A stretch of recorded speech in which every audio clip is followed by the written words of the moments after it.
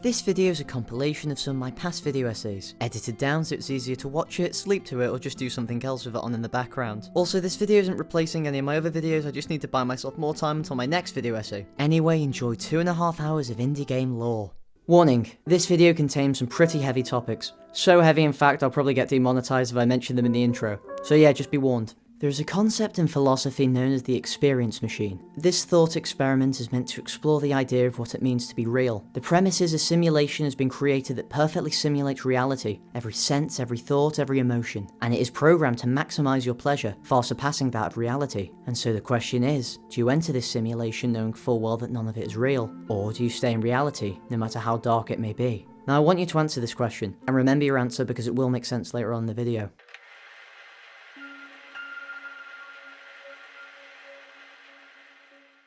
Escapism is the act of seeking distraction or relief from unpleasant realities, especially through entertainment, fiction and fantasy, or more simply, to get away from a bad, real reality, go to one that is safer, funner or just different. And the way we do that is often through fiction or dreams. Now escapism can be a good thing, it can allow you to explore ideas and concepts you wouldn't normally be able to in real life, and you can learn more about yourself by experiencing different scenarios. But what happens when it goes too far? When you get so consumed by your escapism to where you never want to return to what you escaped from in the first place? In this video essay I'll be going over 3 games that perfectly capture this idea of escapism, that masterfully show both the highs and the horrors, and ultimately explaining why these games were some of the scariest, and also the most rewarding games I've ever played. So let's dive into the first game that I'll be covering, Yume Nikki.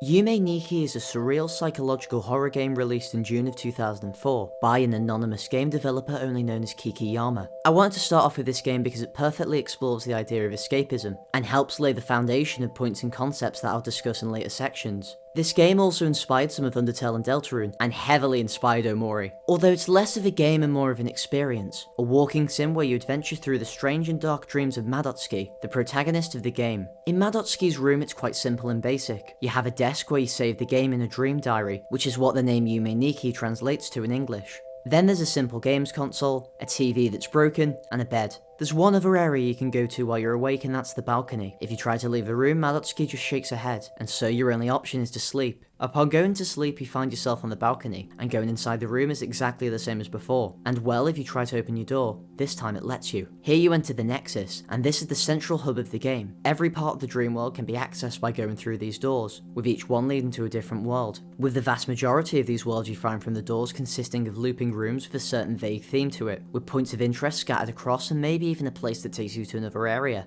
These dreams can be positive and happy, being fun and uplifting, then there's parts that are surreal and trippy, and then there are parts that are just twisted and scary. And as you progress through the dream world things get twisted and warped, like you're exploring the dark corners of Madotsuki's mind. And so to start off my analysis of this game I'll be talking about the horror of Yume Nikki.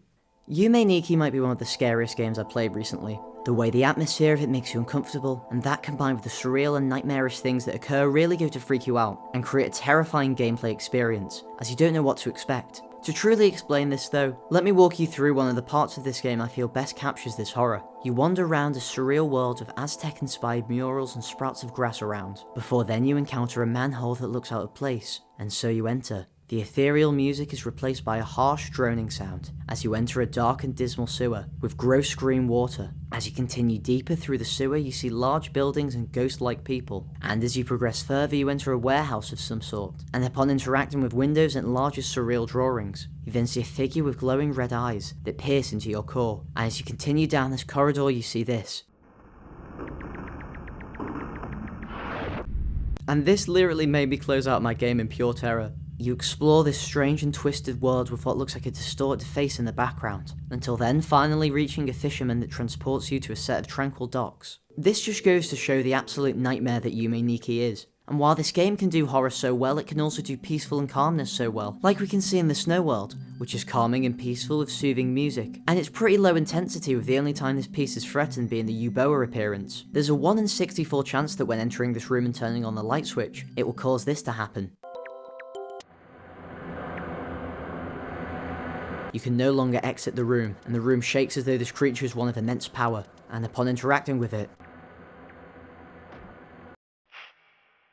It's a surreal looping room with a spider-like creature in the background, with your only option being to wake up. In fact, an element of Yume Nikki is that you can only save the game while awake, not while asleep, potentially suggesting that Madotsuki is using these dreams to overcome her trauma, as these dreams are manifestations of what happened to her, and she could be writing them down in her dream diary to heal and confront them. Madotsuki is heavily implied to be a hikikomori. We know this as she has no social interaction with anyone in the non-dream segments, and she shakes her head when you try to leave the room whilst awake. Now the word hikikomori is going to be incredibly important for analysing escapism in this game, and also in OMORI. I mean, OMORI is quite literally in the word hikikomori. A hikikomori is someone who undergoes severe withdrawal from society and avoids all social contact. Now I'm pretty sure from hearing this definition you can start to see why someone like Madotsuki would turn to escapism, as if you barely want to live in your own world then you need somewhere else to turn to, and for Madotsuki her form of escapism is her dreams. Now this leads me on to a greater point, but to truly understand Yume Nikki, we first need to get on the same page of our dream diaries on what dreams actually are and how they link back to the theme of escapism. The craziest part about dreams is that we have no idea why or how they happen. It just happens while we're unconscious, and that's all we know for sure. Now dreams are different for different people, but most commonly it's meant to be a simulation of the senses, and it features things that you're often interacted with or are familiar with, as it takes things from your real life. Yet dreams can also give extreme insight into your mental state, where often negative emotions and thoughts can turn into nightmares or things in your dreams, and we see this in Yume Nikki and in OMORI later on,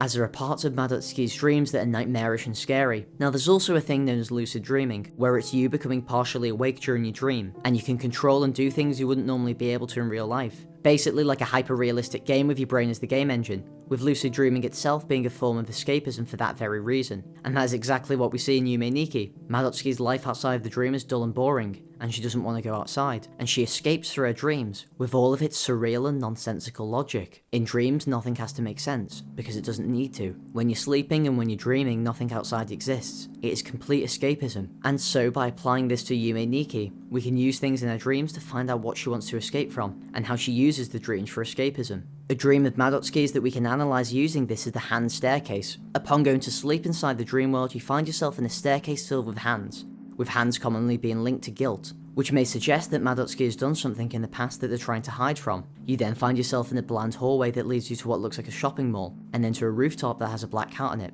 Black cats often being associated with bad luck. Now this roof, given the ending of the game, could imply something darker. Here you can fly on a witch's broom, however you can crash and fall out of the sky, leading Madotsuki to wake up. This part of the game feels like you're in the depths of her mind, and the fact that it's a desolate mall could be linked to childhood memories of being scared and being lost in a giant mall. You can also go another way, to a path blocked off by flames, and after putting it out you enter a creepy storage room, and you see a strange spaceship operated by a man called Sakon Masada, and if you go to sleep there's a chance for this ship to take off, and you end up on another planet. This may be a manifestation of Madotsuki's desire to escape to another world, potentially even through fiction, with space being a common trope. On this planet, after climbing a large hill and entering, you see a set of creepy staircases descending downwards, with somber music playing, and as you reach the bottom you see a strange abomination near a mess of machinery. This creature could be a manifestation of things that Madotsuki's repressed, or even someone Madotsuki has tried to forget, due to the fact it takes such a lengthy process to even find this place. While I was playing through Yume Nikki, as I wandered through the looping rooms and surreal environments, I entered a deeply meditative state. It felt like I was in a trance almost, as deep and personal thoughts came to my mind. It allowed me to think about things clearly and reflect on things,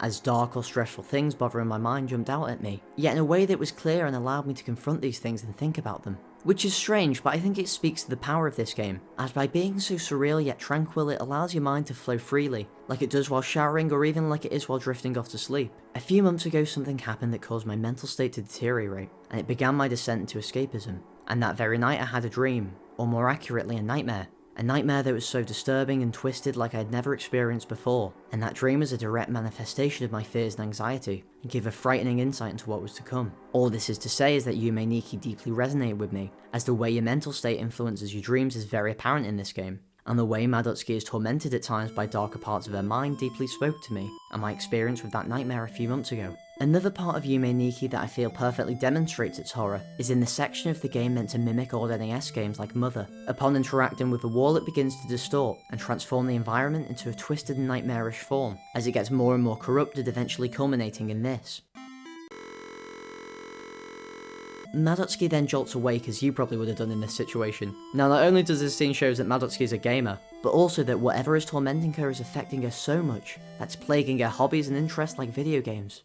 Some of the things you can find in the dreams are effects, There are 24 of them in total, 25 you count the tutorial, and they are scattered all over the dream world, and upon collecting them you gain certain effects. Some transform Madotsuki's appearance, and others add useful features like the bicycle, which doubles your movement speed.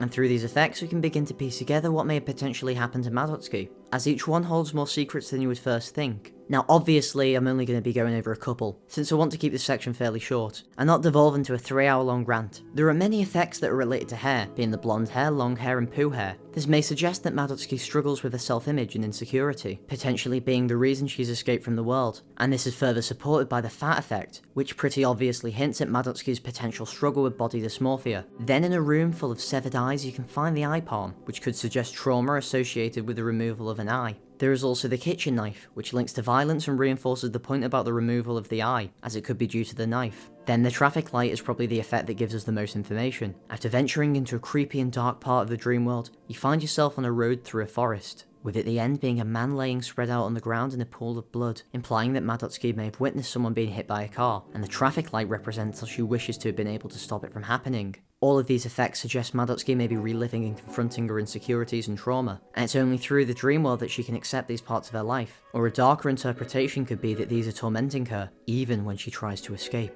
After gathering all 24 effects you can enter the Nexus, and place all of them down, and all take the form of strange eggs. After doing so, Madotsuki can pinch herself to wake back up to reality. Everything is the same, except upon going onto the balcony. There is a set of steps leading off the railing. Madotsuki approaches, and jumps off.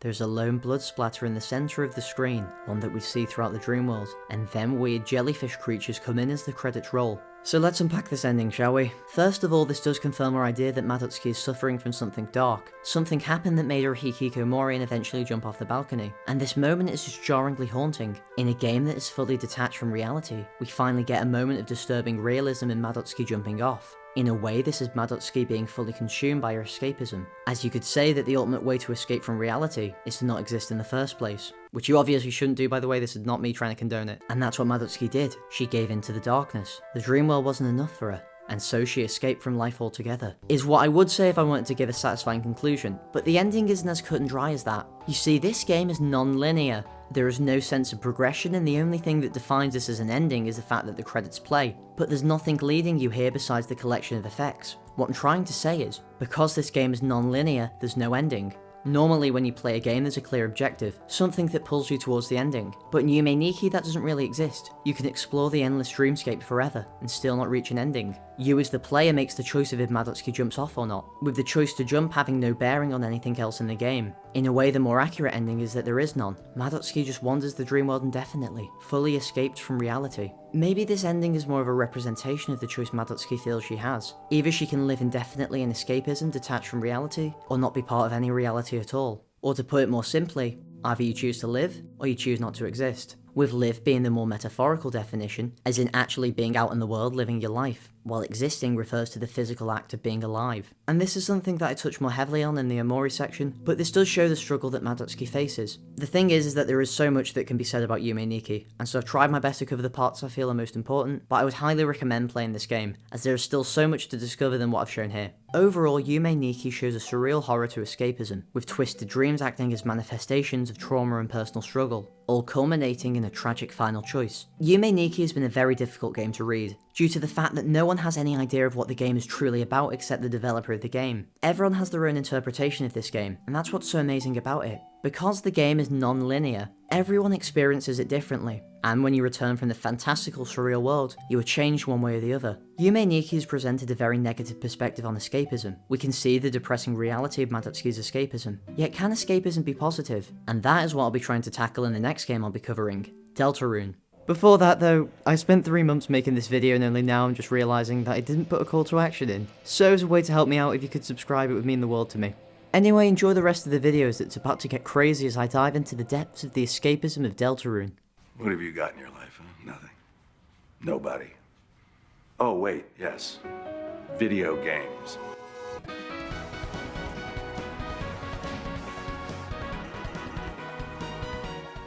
So for this section, I was originally going to wait for Deltarune chapters 3 and 4 to release so that my interpretation was accurate and wasn't instantly debunked just weeks after uploading. However, then this happened. So as to not have this video delayed by 2 months, I've decided just to cover Deltarune anyway based off the first 2 chapters. But for those who have no idea what a Deltarune even is, Deltarune is a sequel/prequel/alternate universe-quel to the infamous 2015 indie game Undertale. However, the origins of Deltarune predate Undertale by multiple years. Toby Fox, the developer of both Undertale and Deltarune, and his brothers would all make games on RPG Maker when they were kids. However, most of them went unfinished except for one game which had the main character called Rolls. And this later went on to inspire the name of the character Rolsei. Then in 2011, Toby Fox was struck with an illness and couldn't get any medicine for it, and he had an intense fever dream. And that dream was the ending to a game, and since then Toby Fox has been obsessed with making that ending. He then tried to make Deltarune based off this dream, but gave up before making a single room. He then made a small obscure game called Undertale, and after finishing it he wanted his next game to be a combination of Undertale and that dream idea. Deltarune is quite literally Toby Fox's dream game.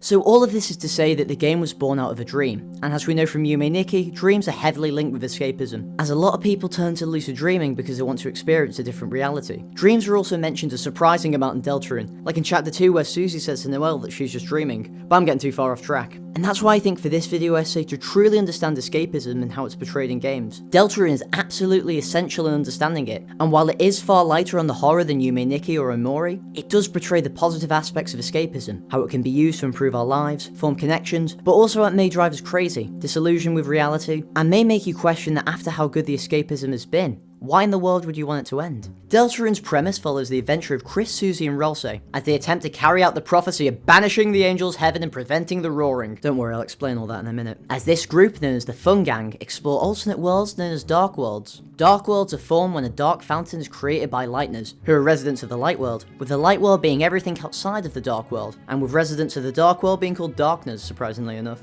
With the Dark Fountain giving life to inanimate objects in a certain location, and turning them into living things or locations in the Dark World, similar to how our brain takes inspiration from different fragments of our real life to make dreams. But the most interesting thing about Dark Worlds is that they're completely fictional in the game. They exist as a piece of fiction within the confines of the Light World, the same way the Light World and Deltarune itself exists as a piece of fiction inside the confines of our reality. And this layered approach to fiction is essential to understanding Deltarune, as by playing a game about exploring our relationship with fiction and the escapism surrounding it, we are also doing the exact same thing in real life. Every time we play a game or interact with fiction, we're entering a sort of dark world. These dark fountains are being created by a mysterious entity known as the Roaring Night, who wants to create as many dark fountains as possible, which would lead to an event known as the Roaring, which is where the balance of dark and light is set askew. Light is subsumed by shadow, all will fall into chaos, darkness will turn to stone, and lightness will be lost eternally in an endless night. At this stage of the game, we only have 2 of 7 chapters out currently, so it's hard to tell just exactly what this means yet. Could it be referring to how being consumed by escapism can lead to you losing yourself? Or that too many people creating fiction can oversaturate it and remove all the joy? Anyway, to avoid the roaring, you have to close every dark fountain that opens, but over the course of your journey, you have a lot of fun.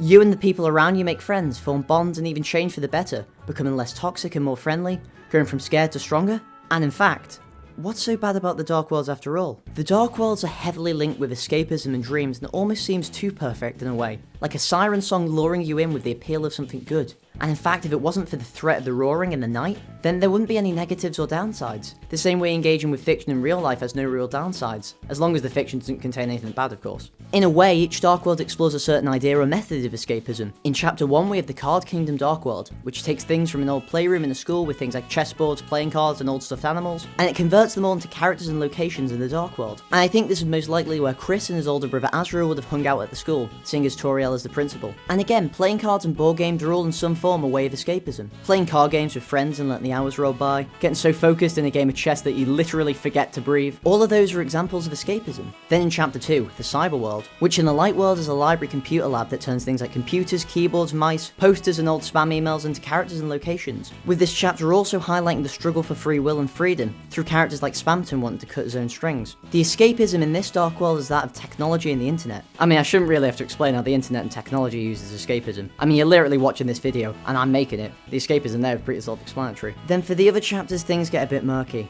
As of now, the only future chapters and future Dark Worlds that we've seen teasers of is Chapter 3 and 4, with the Chapter 3 Dark World location in the Light World being known, with the Dark World taking place in the living room of the Dreamer house with the TV on. Now whether this Dark World will cover the whole Dreamer house as a whole, or only the living room / kitchen area, or if it'll just cover the TV is unclear. All we know for certain is that the TV is the main thing in this Dark World, with most of the teasers we've been shown relating to television in some form, and with the main antagonist looking likely to be a guy named Tenor with a TV head and snail design. The escapism in this chapter would be through television, getting immersed in shows and movies that take you into a different reality. And if the rest of the Dreamer house is to be part of the Dark World too, then it could also be escapism through nostalgia and memories, as Toriel and Asgore divorced, and Azrael left to college leaving just Toriel and Chris. Then Chapter 4 is most likely a church Dark World, and to be honest, to go any further than this would be pure speculation. So without saying too much speculation, if it is a church, then the escapism here would be through religion, and placing your hope and belief in a higher power and hope of escape, which we also somewhat see in Undertale. And in this case, that higher power would be the Angel, a being that is worshipped by many in Deltarune. Then the other chapters, who knows? Maybe the hospital Dark World will be escapism through morphine injections or some shit. Another interesting thing about the Dark Worlds is not only their ties to fiction and means in which we escape, but also their heavy linkage to dreams. Now the most obvious and undeniable piece of evidence is the fact that at the start of each chapter, if you decide to go back to bed, you actually skip the entire morning school segment and go straight to the Dark World, and it's never really explained or mentioned again. And if you remember from the Yume Nikki segment, dreams, sleeping and escapism go hand in hand. As to be honest, one of the most effective ways to escape is to just not be conscious. Let your mind distract you with wild imaginations and different remixes of your life experience played back to you. So does this mean the Dark World is all in Chris's head? Well no, obviously not, as Susie, Noel and Birdley all experienced the Dark World alongside Chris regardless of how you entered it. So this is probably just a skip for speedrunners. Shout out to you, Shay. And in the context of the game, it may just be to further support the fact that Dark Worlds are fictional. But speaking of Yume Nikki, I'm gonna say a pretty hot take. Deltarune is a better game at simulating what it's like to dream than Yume Nikki. For the most part. Now look, you're probably angrily typing saying, Yume Nikki is far more surreal and was made with the goal of depicting what it's like to dream, while Deltarune was made to explore how we interact with fiction. And to that I say that's a really good counter-argument. However, the big thing that Yume Nikki misses in portraying dreams is that most dreams have meanings. It's not like your brain just makes up random things. Your dreams is your brain piecing together different things that you've experienced. And one of my favourite things about the Dark Worlds in Deltarune is how perfectly it captures that feeling. Do you ever wake up from a surreal and crazy dream, and upon waking up you slowly start to realise different places from your real life that your brain took from to put in the dream? Maybe it's a room in your house that featured in your dream, or a person that you know, or an object that you interact with often. Deltarune perfectly captures that feeling because after leaving the Dark World and you see the Light World version of it, it's a room with different objects relating to the things that are in the Dark World. These objects have been taken and transformed into things in the Dark World, and as I mentioned earlier, we know that there is some link between Dark Worlds and dreams, and the ending of Deltarune literally came to Toby Fox in a dream. But that's why I think Deltarune is better at simulating dreams, because just like dreams, everything from the Dark World has been taken from and inspired by something in the real world. That's an aspect I feel Deltarune does far better at than Yume Nikki, although I do think in most aspects Yume Nikki does win. It's more surreal and incoherent, and it does feel like you're exploring the dark corners of someone's mind. And I'm sure if we got glimpses into more of Madutsuki's life in the real world, like before she became a Hikikomori, then we probably would have got a lot more context to where her brain got a lot of the stuff in the dreams from. So I think maybe I got a bit too bold with my hot take. I think both games have different approaches to portraying dreams with different advantages and disadvantages, and so to say one game does it better than the other wouldn't be a fair statement to make. So now that we've explained the premise of the games and talked about the Dark Worlds as a vehicle for escapism, now let's talk about each of the main characters and what they want to escape from and how escapism is explored in their character. Now in Deltarune we get to follow multiple characters change and develop as they go through the Dark World, and they all use it as a form of escapism, however the reasons for escaping are all different. First I'll focus on Chris. Chris is quite hard to read due to the fact that we almost never get an insight into their true feelings, so most of what we learn about them is from what characters around them have said. Chris seems to be suffering from depression, especially since Azrael left for college. We can learn from the dialogue that Chris doesn't have any friends and is quite lonely and isolated, and that Toriel is quite concerned for Chris. However, Toriel doesn't really know how to deal with or help Chris. We can see in the library that Toriel took out a book on how to raise humans. And speaking of, Chris has always been out of place. They are the only human in a town full of monsters, and so naturally they're already going to feel super out of place. We also know from Toriel's dialogue that Chris wanted to be a monster. Speaking of things with horns, Azrael is Chris's older brother who went off to college. And they're also super close, which we can tell by Alphys asking Chris if they were up all night talking to Azrael again. Azrael was the town's golden boy. Almost every character we meet in Hometown mentions Azrael, and how amazing he was at everything, while Chris on the other hand had nothing. And we see this best through their bedroom. On Azrael's side we see it's vibrant with a bunch of trophies, while on Chris's side there's nothing and it's quite mundane and devoid of anything special. And this may suggest an inferiority complex due to how good Azrael is. We know that a lot of the bad things that happened in Chris's life have been outside of their control. Asriel leaving for college causing them to be alone, their parents getting a divorce, and the disappearance of Des. But who is Des?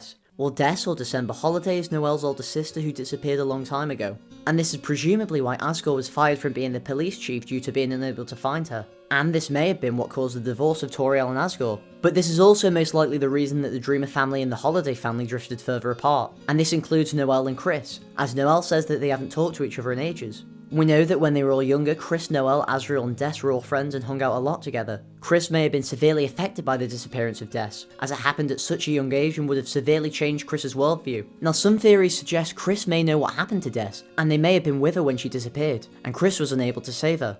And so after detailing all of this, you can see exactly why something like the Dark World and the escapism it provides would be so appealing to Chris. They made friends through it like Susie and Rolse, they could go on fun adventures like they used to when they were younger, and they wouldn't feel so inferior, and we can see this perfectly through Chris's bedroom in the Dark World. The room is bright and vibrant, and above their bed are numerous trophies, showing that here they don't feel so inferior. And the description of the bed describes it as incredibly soft, like sleeping on a dream, showing the comfort that Chris feels in the escapism of the Dark World. Then when examining Chris's shelf, it says, "All sorts of keepsakes could be put here." Again showing that Chris has room to flourish and may surpass their brother in trophies and recognition. Or at least in the Dark World they can. Then the wardrobe is said to be full of all sorts of different clothes and that Chris could wear whatever they want. This shows that Chris doesn't feel so powerless here. They have a choice, and it shows the freedom they may feel in the Dark World and in the escapism of it. Here in the Dark World, all the issues that Chris has that I mentioned earlier don't exist. Here, Asriel isn't at college, technically, as Ralse is an anagram for Asriel, and Ralse is meant to look similar to Asriel, and people think that the object that Ralse is in the Light World is Chris's old red horns. So Ralse is a version of Asriel that doesn't leave Chris,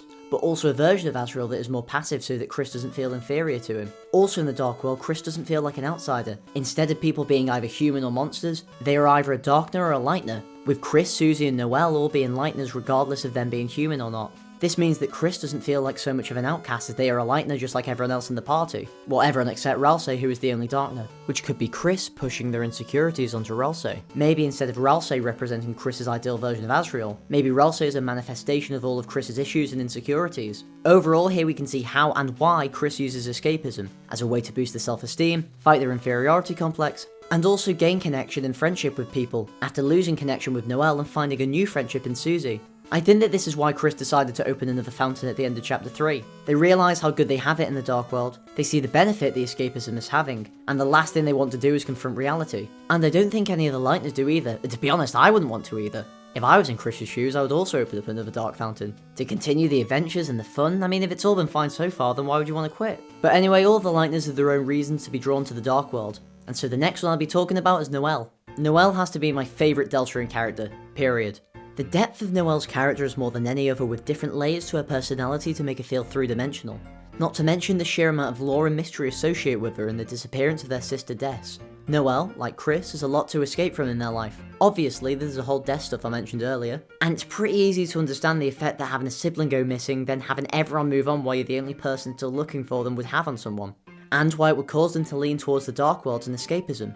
A lot of Noel's problems seem to be related to her family. So first off, besides Des, the next member of the Holiday family we can talk about is Rudy Holiday. When we see Rudy in the game, he has an illness and he's in hospital. And while he is confident that he'll beat it, in the dialogue of the Undertale alarm clock we learn that Rudy did die. Now you may be thinking that's great and all, but that's a completely different fucking game. And while you're technically correct, this game is made for people who have completed Undertale and are familiar with it, but you may argue that a lot of characters are different than they are in Undertale. Like Asriel isn't a god of hyperdeath and he's just a regular college student. And again, while you are technically correct, the Rudy in Undertale is really similar to the one in Deltarune, with Noel and Des being implied to exist in the dialogue as well. But the point is, Rudy is most likely going to die in a future chapter, and how Noel handles that is really going to affect her and make her want to escape more. And how she's handling it right now I'll talk more about in a second. Also, I'm just going to take a moment to appreciate Dark World Ratse. They made these cool sprites of Asriel and December Holiday. They made the art of the machine you saw in the beginning of the video. They made all these cool assets for the music transitions. It's just so cool, so go give them support. Anyway, back to my ramblings about Deltarune. Speaking of Noel's parents, we also need to talk about Noel's mother. Now, some of this is unconfirmed speculation, but people theorise that Noel's mother is the mayor of Hometown. And to be honest, this seems pretty likely, but I must preface that it is unconfirmed.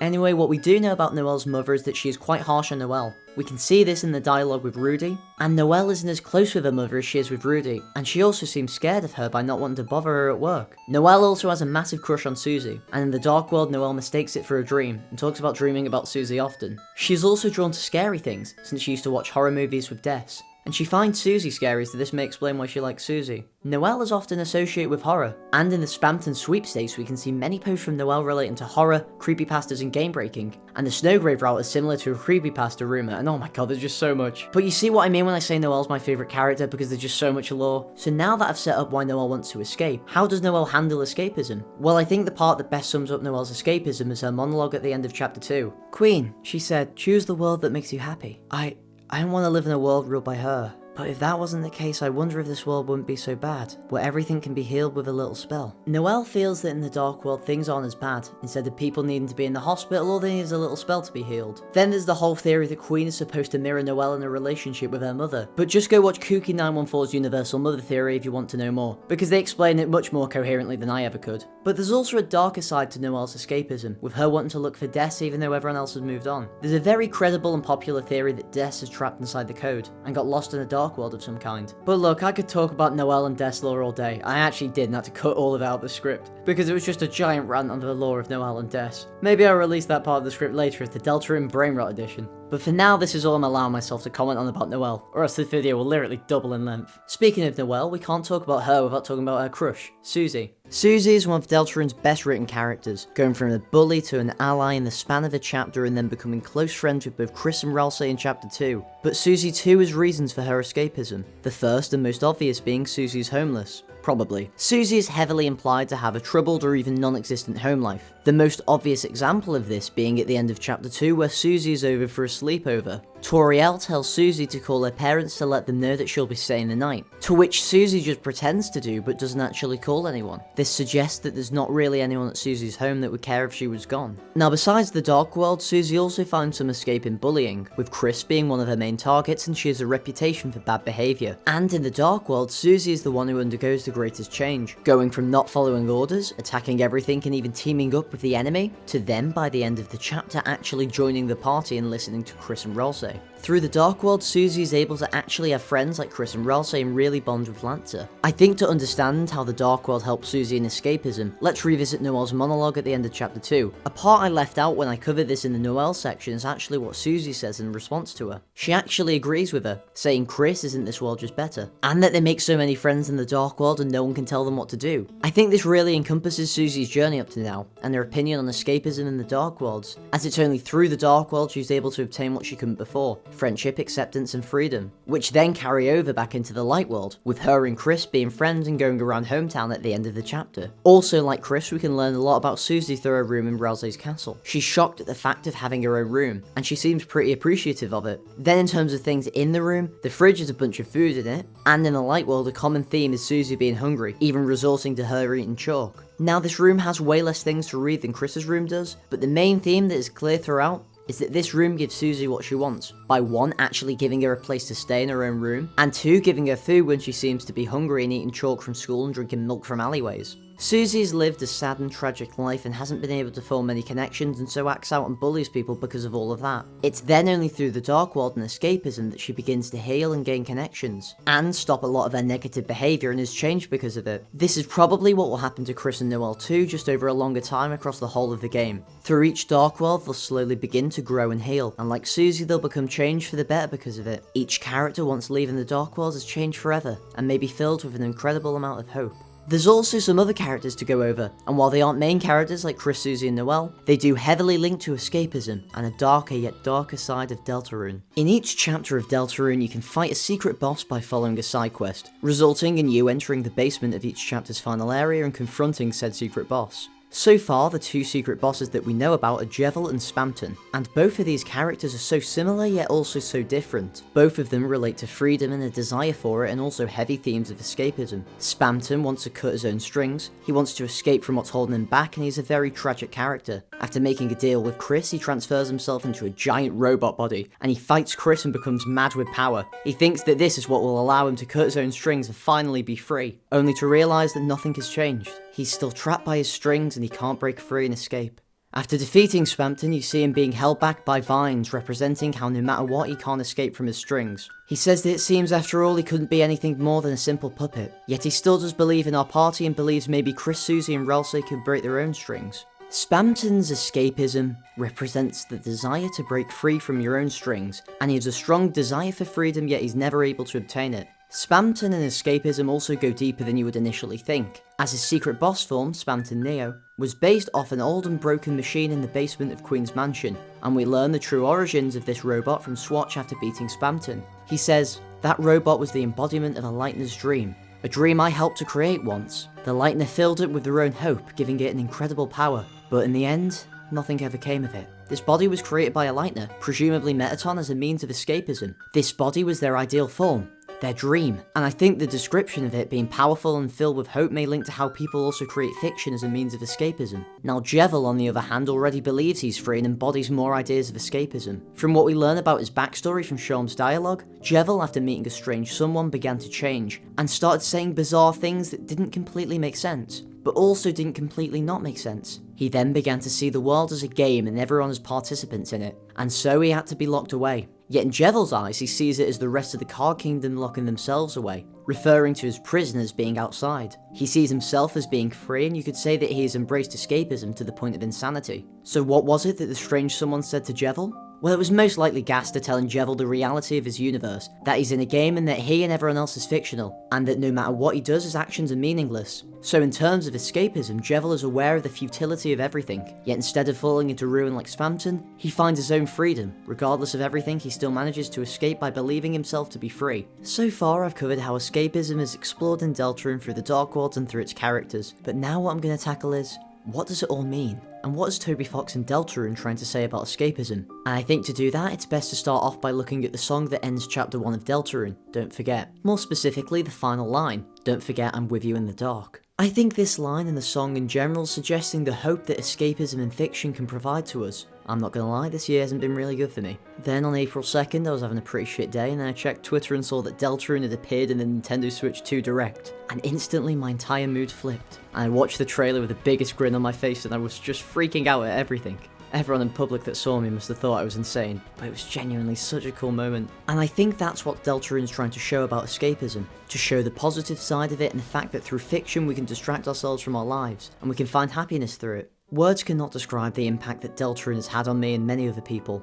Deltarune is a perfect game about escapism because it too is a game world that you'll want to escape to. Many times over the last decade I've been an Undertale fan, and the last 6 or 7 years I've been a Deltarune fan. I have had dreams about being in the world of Undertale or being in the world of Deltarune, and to be honest, those dreams were so happy. Many times over the last few years since Chapter 2 released, I found myself thinking and imagining what it would be like to experience a dark world in real life. Imagining a dark fountain opening in different places in real life, and what type of dark world it would create. In a way, it was a form of escapism, a way to lose myself in thought during school. And to be honest, I think that is the most effective part of Deltarune. The fact that at its core, the main component of it is such an effective tool for escapism, even in isolation outside of the game. You've probably thought about going on an adventure in the Dark World. What you would do if you and people in your life were transported to a Dark World, met a bunch of wacky characters and finding thrill in an otherwise dull and boring reality. And we see this in the game as well, as Susie becomes really attached to Lancer, who by all means is a fictional character in the world of the game, yet to Susie he's real. The same way that we get super attached to fictional characters in real life. I mean, there are probably people who are just as crazy for Susie is for Lancer.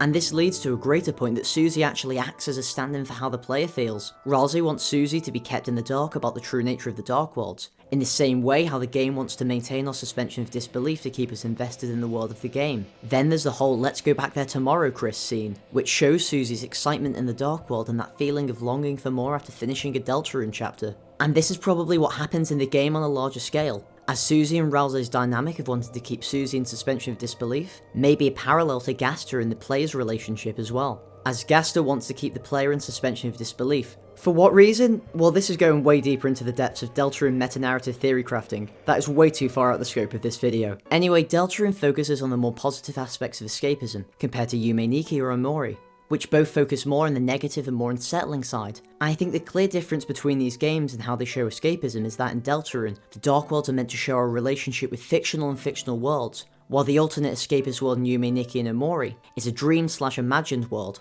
Deltarune suggests that interaction with fiction and escapism can be a really amazing part of life. It can be used to make friends and build connections, or even to grow stronger and discover new parts of yourself, to change and to grow and to develop more, and maybe through playing and escaping in those fictional worlds, you will have learned enough and you will have grown strong enough to try and be free in your own world.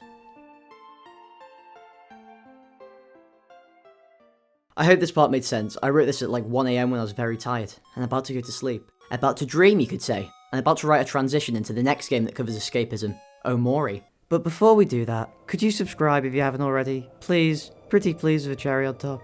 Okay, enjoy the rest.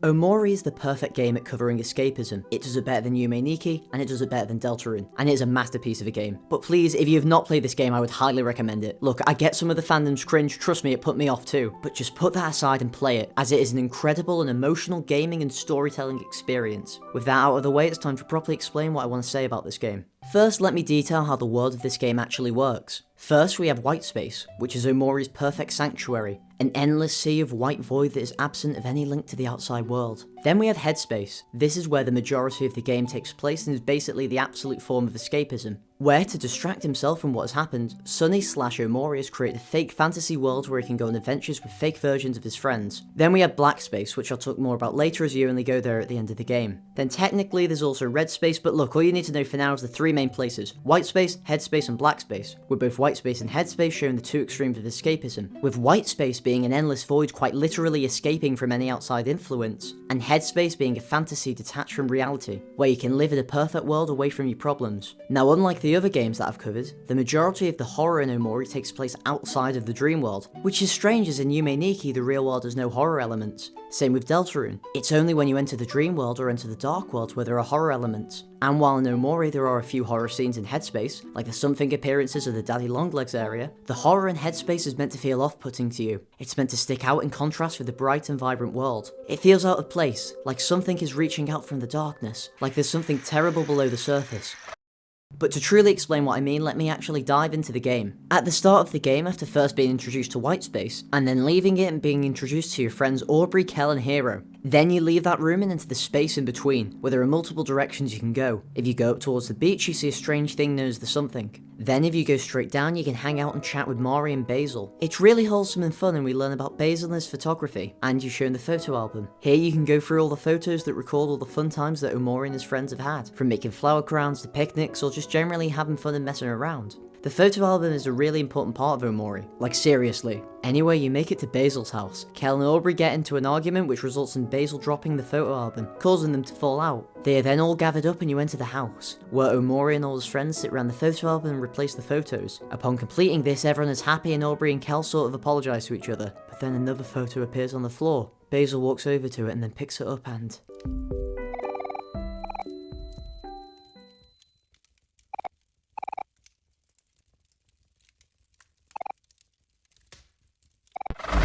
You are then sent back to Whitespace.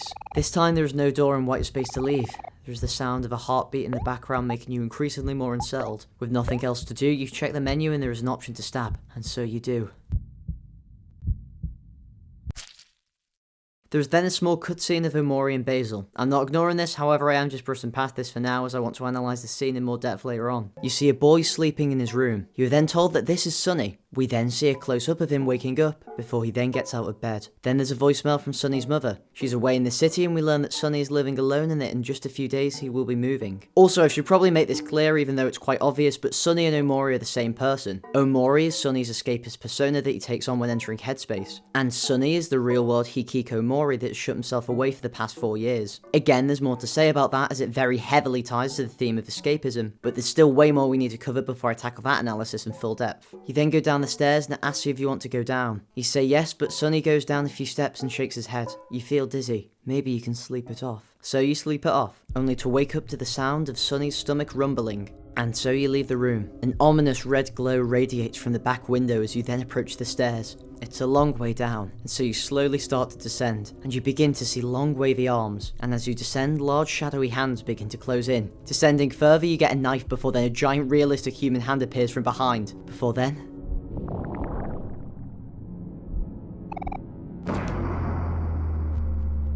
Afraid and alone, Sunny is forced into battle with a strange something. Its arms and hands and twisted grin really unsettle you. It keeps shoving you, and as you attack you only fail more and more, each one becoming more and more futile. Then you learn the ability to calm down, and Sunny takes a deep breath and begins to compose himself. The battle then ends and you find Sunny at the bottom of the stairs. The house is now back to normal. Sunny then eats a steak, and after throwing up there's a strange knocking on the door. So you go to the door and hey, there's Mari. She tells you to open the door, and so you do.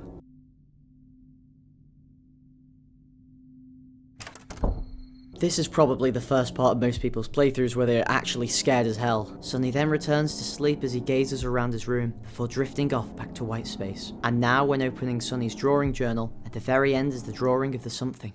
So what does that all mean, and how does it relate to escapism? Well, there's a concept I like to talk about known as fear zoning. Basically, it's where a game clearly marks out and defines what part of the game is meant to be scary, and what part of the game is meant to be not scary. And fear zoning is used so masterfully in OMORI, as at the start of the game, the Headspace segments are not scary and it's a fun and light-hearted adventure, as you fight and encounter wacky characters, with the only semi-sinister part being the fact that Basil is missing and you need to search for him. And then the only actual horror parts being the appearance of the something. However, in the real world, it's the complete opposite. It is scary, harsh, and just uncomfortable to play, and it's the main source of horror for most of the game. And this doesn't just happen in the segment that I shown at the start. There are parts where you go home and it's terrifying. Like after you go out with Kel, you return home and it's covered with spiders, and things are now even more terrifying with the somethings now seeping into the real world. Red glows emanating from windows and doors, just an overall creepy and unsettling vibe, way scarier than the first time. You then ascend the stairs and you're constantly attacked and stabbed by spider arms, as they also surround you. You then reach the top and...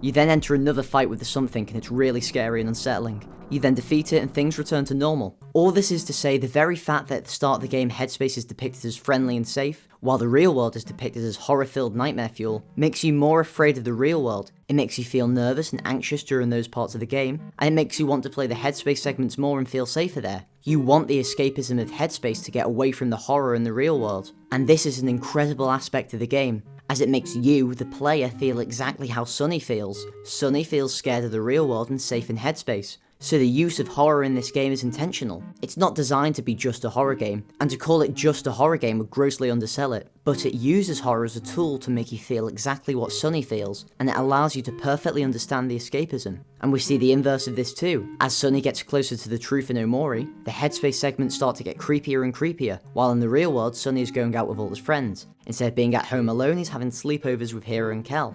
And so Headspace getting more and more horror elements ultimately show the depression and guilt holding back Sunny wanting him to stay in Headspace. And that is then reflected onto the player through the horror, with the horror also representing the disturbing truth that Sunny has to confront. And that's what makes this game so good in covering escapism, because it literally puts you in the mindset of wanting to escape and wanting to find relief in Headspace. Speaking of horror, the game doesn't just create horror through atmosphere and jump scares, but the story of the game is an essential tool in creating that feeling, as there were many parts of this game's story that left me with a haunting feeling after a reveal. A haunting feeling that lingered with me through the whole of the next day. This game's story is heavy. It is really dark and covers a lot of dark themes, but it is also one best experienced spoiler free. I'll say this again, but here is your last spoiler warning. Throughout the game, you are given random, seemingly disconnected pieces of a larger story, yet on a second playthrough each one of them makes hauntingly perfect sense. Now it's implied something happened to Mari. She doesn't appear in the real world outside of the horror segments, which is most likely just a figment of Sunny's imagination. In the real world, you go out with Kel and you find Aubrey bullying Basil and stealing his photo album, so you go to the church and confront her. They begin to argue and Kel then says Mari would be really sad to hear all this, to which Aubrey responds, "Who cares what Mari thinks? She's dead." This was a really powerful and intense moment of the game, and it recontextualized a lot of moments and provided a really haunting feeling.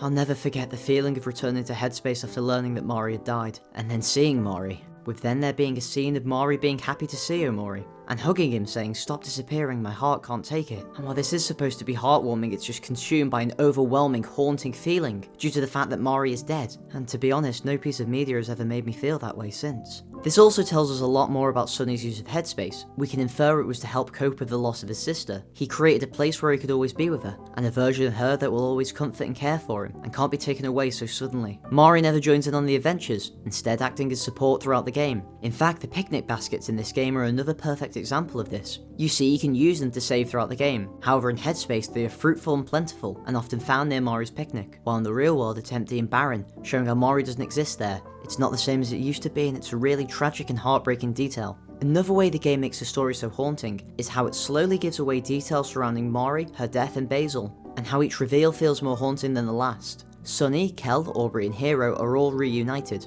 after they all fell apart during the 4 years after Morei's death. To reminisce, they revisit the old treehouse in Sunny's backyard, which is where they used to go to hang out. So you enter the backyard and you're met with a lone stump. The silence here is deafening, and then you see Kel say, "This is where Omorei..." They then reminisce about the day it happened. Then Kel says he still doesn't understand why she would do it. And you're left with a huge haunting feeling as you realise that Omorei took her own life. Things now start to make sense and pieces of the story fall into place as you realise this great tragedy and you're just left speechless. Seriously, you can see in my gameplay here me just stop moving for a few seconds just to process what had happened. And even the whole of the next day, the haunting feeling never left. And that's what's so amazing about this game and its story, how it sticks with you and just how effective it is. Over the 20 or so hours this game takes to complete, you are slowly drip-fed pieces of this story. The reason I brought up the story of the game here and focus on a few key moments is because it is just so powerful on the horror of the game, and how it leaves you with this deeply haunting feeling. I know I've used that word a lot, but there's just no other way to describe it, or to describe the feeling of just thinking of the sheer tragedy of the story for the whole of the next day.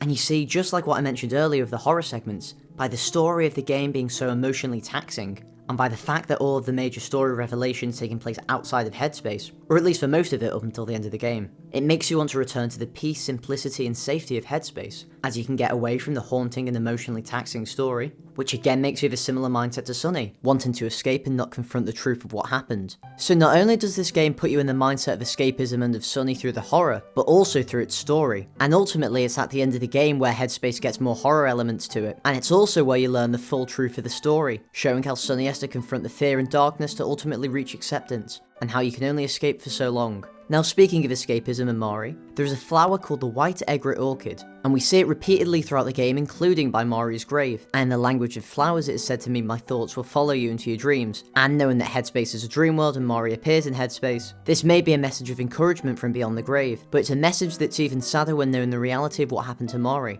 But why was Headspace created? How was it created? And how was it used to portray escapism? And that is what I'll be talking about now. Headspace is a bit of an umbrella term. It basically refers to everything in Sunny's mind that has been created to escape from reality. For the purposes of explaining things easier, I'm going to group white space and black space also as part of Headspace, as they're both still areas inside of Sunny's mind. To truly understand escapism in this game, we must also understand Headspace, as it's the place Sunny escapes to. Headspace was created in the aftermath of Omorei's death as a means of escapism from the truth, turning Sunny into a Hikiko Omorei, and in the deepest part of Headspace we begin to learn more about it. It's a place made by Sunny where he and his friends can go on adventures forever with nothing ever changing, and it's a world where Sunny has control, and as he's fearful of Omorei dying again, she doesn't go on any adventures, instead being made to stay at the picnic blanket. In this world, Sunny can be with all his friends and not have to confront the harsh reality, instead he just distracts himself in escapism, with the dialogue implying this adventure has happened before, over and over again with Sunny never reaching the truth. In Headspace he's sent on an endless mission to find Basil, with him being represented by a strange silhouette of Basil that we see creepily at certain points throughout the game. But as it progresses, Hero, Kel and Aubrey begin to forget Basil, and forget why they're even on the adventure in the first place. Also in Headspace, Omorei is strong, being the most powerful person in the party with a plethora of strong attacks, while in the real world Sunny is weak and fragile, so him being stronger in Headspace may reflect his desire to be stronger in the real world, the same way people often like to play powerful characters to feel more powerful, especially when they lack it in the real world. Headspace also takes a lot of inspiration from the real world in Omorei, showing how Sunny's mind has taken things from the real-life faraway town and turning them to characters and locations, which makes sense seeing as they're meant to be dreams, and it's similar to the Dark Worlds and Deltarune and dreaming in general taking inspiration from the real world. A huge example of this is the friend hangout area in Headspace, holding a huge resemblance to the treehouse in Sunny's backyard. This treehouse holds a lot of emotional value, as it's where they would all hang out and it's a really wholesome place, with lots of wholesome memories that Sunny escaped from. Also in the real world of Omorei, while Sunny is out with Kel, you can occasionally see enemies and things from Headspace appear in faraway town before fading away. This may show that Sunny still hasn't let go of escapism, and in fact it's only at the end of the game where he lets go of escapism for good. Black space is another key part of Headspace. If white space was the absolute form of escapism being devoid of anything, then black space is the opposite. Black space is what happens when you're consumed by escapism yet in a way that torments you. In fact, we see this with black space directly mirroring white space, as interacting with the door to black space shows us a similar scene to the door in white space except the colours are inverted. And so you enter black space and again the imagery mirrors that of white space. Omorei lying on the floor just like he did in white space before then showing us the black space room being the exact same as white space but with inverted colours. This area takes a lot of inspiration from Yume Nikki, as there are a bunch of doors, with the main black space room being just like the Nexus in Yume Nikki, and each door leading to a creepy and disturbing dreamlike room that reveals a lot about Sunny's innermost thoughts, feelings and fears. This whole area is Omori trying to track down and find Basil, and confront the darkness inside his mind. In fact, in one of the rooms, the stranger, which is meant to look like Basil and represent him in some way, says this in one of the rooms: "These rooms are full of broken things, but at least in here I can see who you really are. The world above this one. Did you make it to protect this place or to hide it away? Either way, it became more powerful than you." This shows that Omori's escapism has gotten way too out of hand, building layers upon layers of escapism, going deeper and deeper, fighting against the truth. The surrealism in Black Space is one that is deeply unsettling, yet also quite cathartic in a way. I don't quite know how to describe it, but after playing Yume Nikki, I found a deeper appreciation for Black Space. Some of the music feels oddly peaceful with an undertone of uneasiness, as though you are close to relief but by no means have you reached it. I feel as though Black Space can show how escapism can backfire.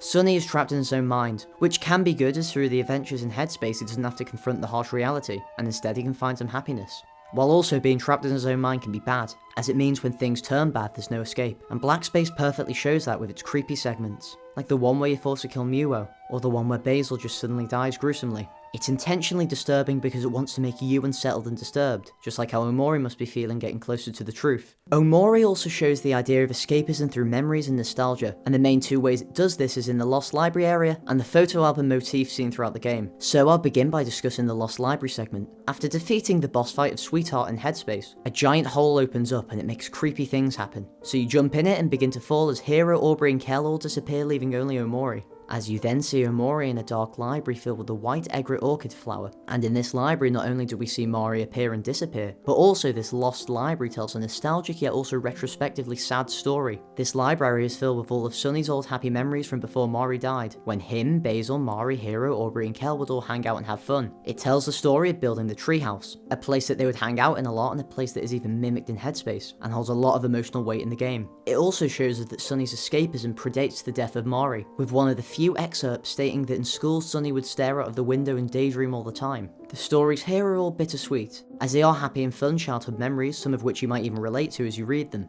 Yet they're made sad by knowing that this was before Mari died, and before they all fell apart as friends. So you can see why Sunny has hidden these memories away, as looking back on them would only upset Sunny. Then also in the library is a room with a lone grand piano in the centre, with the words Omori etched into it. But here and throughout the game we can see that Sunny also escapes through the repression of memory and the truth of events. Then there's the photo albums, something that is really important and features repeatedly throughout the game. With each time it gets more and more impactful because it's recontextualized after learning new knowledge. As the first time you see the photo album it's in Headspace, and you see photos of Omori, Mari, Basil, Hero, Aubrey and Kel, all having fun, and it gives off a nostalgic vibe, with each photo having a nice description attached. However, just like the Lost Library, after learning about what happened to Mari, these photos are all sad in retrospect. The photo album is also a key plot point in the Faraway Town segments, with the photo album being a very real thing, and it contains way more photos than the Headspace one. And actually all of the Headspace photos are the same as the real ones, except altered to be the Headspace versions of the characters, and also a lot of the descriptions of the real photos match up with the ones found in the Lost Library. These photos have a sad nostalgic feel to them. Then the third and final photo album is the Truth photo album. But to properly explain that, I think it's time to go through the full story of the game. I put off telling the true story of the game up until now, because I felt that now would be best to tell it, as to explain the full story requires the explanation of everything else I've spent the last 7 pages of script doing.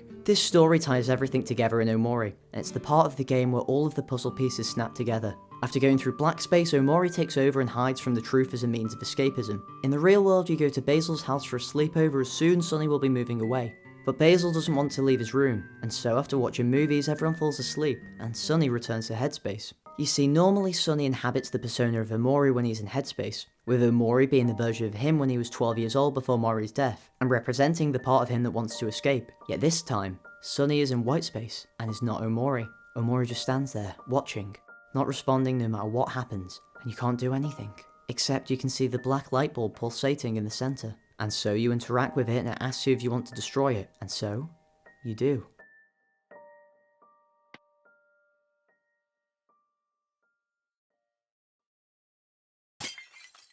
Anyway, you enter a black void with a beam of light shining down, and you see a something fade into view. Before then you enter battle with it. You fight and fight with the somethings using all of the abilities you've learned throughout the real life segments of the game where you fight somethings. Yet the something repeatedly drags Sunny deeper and deeper into the shadows. Sunny has to fight every something variation he's encountered throughout the game. the creepy hand beast from the beginning, the spider creature from after going out with Kel, and we then see thick vines, before then a blurry silhouette in the distance. Sunny is afraid and trying everything to stay composed, as the something continues its attack with its description saying it sways in the wind. Sunny's attacks are useless, and then the figure comes into view. Text flashes up saying you feel like your life is in danger, and you realise that the figure is of a hanging woman, swaying side to side. Panic consumes Sunny as his lungs tighten up, and the attacks deal major damage. With the attacks being futile, Sunny's only option is to use the calm down ability, and as he does, his breathing steadies, his heartbeat steadies, and gathering all of his courage he learns a new ability, Overcome, and so, he uses it.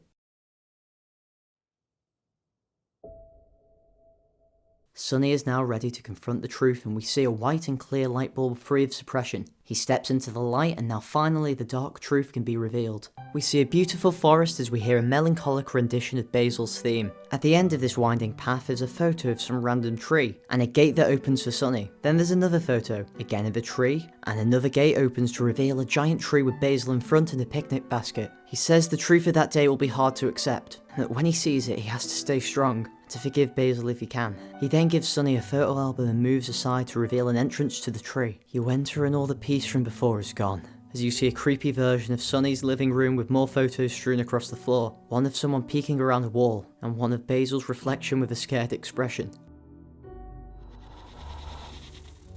You enter the next room and the door locks behind you. It's a giant room filled with hospital beds and TVs that gives dialogue describing Omori's adventures in Headspace. All the hospital beds say the person is breathing steadily, and then there's another photo, this time showing what looks like Sunny next to someone lying in bed. The people then start disappearing from hospital beds and you find more photos. One of Sunny shaking what looks like Omori in bed, and then one of Sunny slumped crying next to Omori on the bed. Then interacting with one of the beds says this person is not breathing, and then a red light emanates from a window at the back, which takes you to the next room, where you see a long view of the staircase in Sunny's home, with Sunny standing at the top, with then at the bottom a mess of black hair. The music builds up as we then see a photo of Sunny dragging Omori. You head down the stairs and find more photos, with then at the bottom seeing a photo of what looks like Omori lying at the bottom of the stairs, lifeless. You are now in Sunny's room. Omori is in bed and interacting with her says this person is not breathing. You see a photo of Sunny looking heavily disturbed and then see Basil who speaks word trying to comfort Sunny. There's also a calendar saying today is the day of the recital, and leaving the room takes you to what looks like a music stage,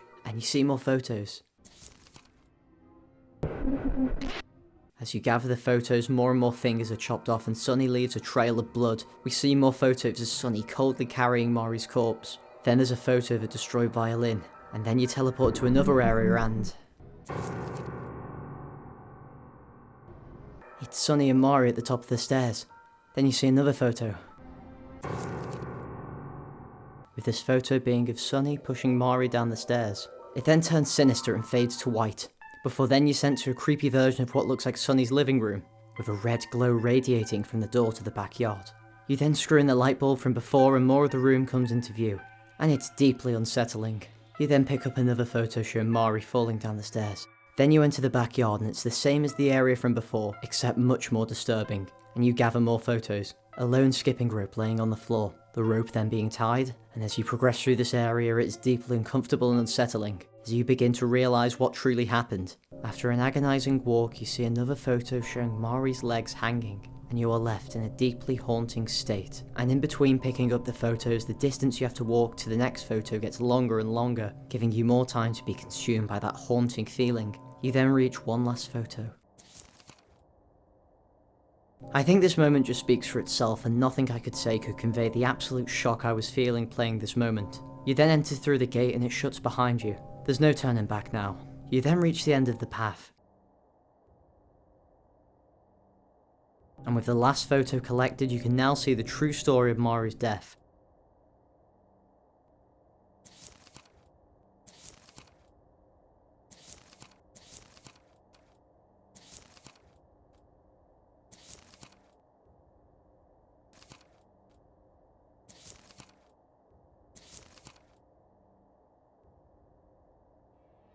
Sunny suddenly snaps back to reality, and you, the player, are left in shock as you realise the true meaning of everything in the game. Remember at the beginning in the real world with Sunny's fear to go down the stairs, and how a hand appears behind him? That's a manifestation of his guilt, and the somethings that repeatedly appear throughout the game, being a disturbing representation of the memory and guilt associated with Mori's death trying to show itself in Sunny's mind, is all just masterfully done, and it again gives you that deeply haunting feeling, just like the other times associated with Mori's death. In fact, all the horror segments and anything remotely scary in the game can be linked back to Mori in some form, suggesting that horror is a motif linked to Mori because of Sunny's guilt and fear associated with their death, and allows us, the player, to feel part of that fear due to the horror elements. This part of the game is so powerful because it uses the idea of escapism and subverts it, as it takes Sunny confronting the truth in Headspace instead of the real world to accept and confront the truth of Mori's death. And also now you can see why Sunny would want to escape, because being responsible for the death of your sibling, and then trying to save them only to stage their hanging and never tell anyone the truth, is an extremely hard thing to stomach. And so you can see why Sunny took to escapism to repress those memories, and to live in a happy world where everyone is alive and still friends, where Hero isn't grief-struck and feeling a deep loss, where Aubrey isn't acting out of anger, and where Basil... Wait, hang on, where is Basil? In fact, what is the deal with Basil? Well, to be honest, that's a thing I think I put off covering until now, because Sunny and Basil's relationship are really important to the theme of escapism in the game as a whole, as Basil was also present at Mori's death, and in Headspace the main overarching goal is to find Basil. Basil was more than present at Mori's death though. He was involved in it, he witnessed her fall, he helped Sunny carry her up the stairs, and as Sunny was overcome with guilt and grief, Basil tried to comfort him. And then Basil helped carry her outside, and you know the rest. Basil too shares as much of the guilt and grief as Sunny. Yet the two grow apart, and the paths they go on after this incident are vastly different, as one has to live with the guilt, Basil, while the other escapes away into the persona of Omori to avoid confronting it. We see this from the text in the very opening of the game, with this text being what Basil said to comfort Sunny after Mori's death, and we then see the lines, "No matter what happens, promise me that we'll always be there for each other." And this line links back to what I said earlier. As they weren't there for each other, Sunny escaped away into Headspace, and in both Headspace and Faraway Town, Basil is absent or distant from the main party. And then this cutscene that shows Basil comforting Sunny leads straight into the Whitespace opening description, which shows that this moment of Sunny in disbelief and despair is the moment Whitespace was created, and his escapism through Omori began. And that's why Basil is missing from most of Headspace, because Basil knows the truth. He was there when it happened, and if he stays there it could lead to Sunny having to confront the darkness of what happened that day. In fact, it's Basil who drives the whole plot of the game, as in Headspace it's his discovery of the photo that triggers him to disappear, and also is the first thing besides a something that hints at something darker going on inside this world. And then Basil goes missing, almost as if Omori had him removed from Headspace, because he could end up leading him to the truth. Basil, however, does try to cling to the past instead of running from it like Sunny, and we see this in the cutscene after return to Whitespace. And we see him showing the photos from the photo album to Sunny, as he says, "These are all of our memories we made together. They're a little sad now, but we should be happy that they happened at all."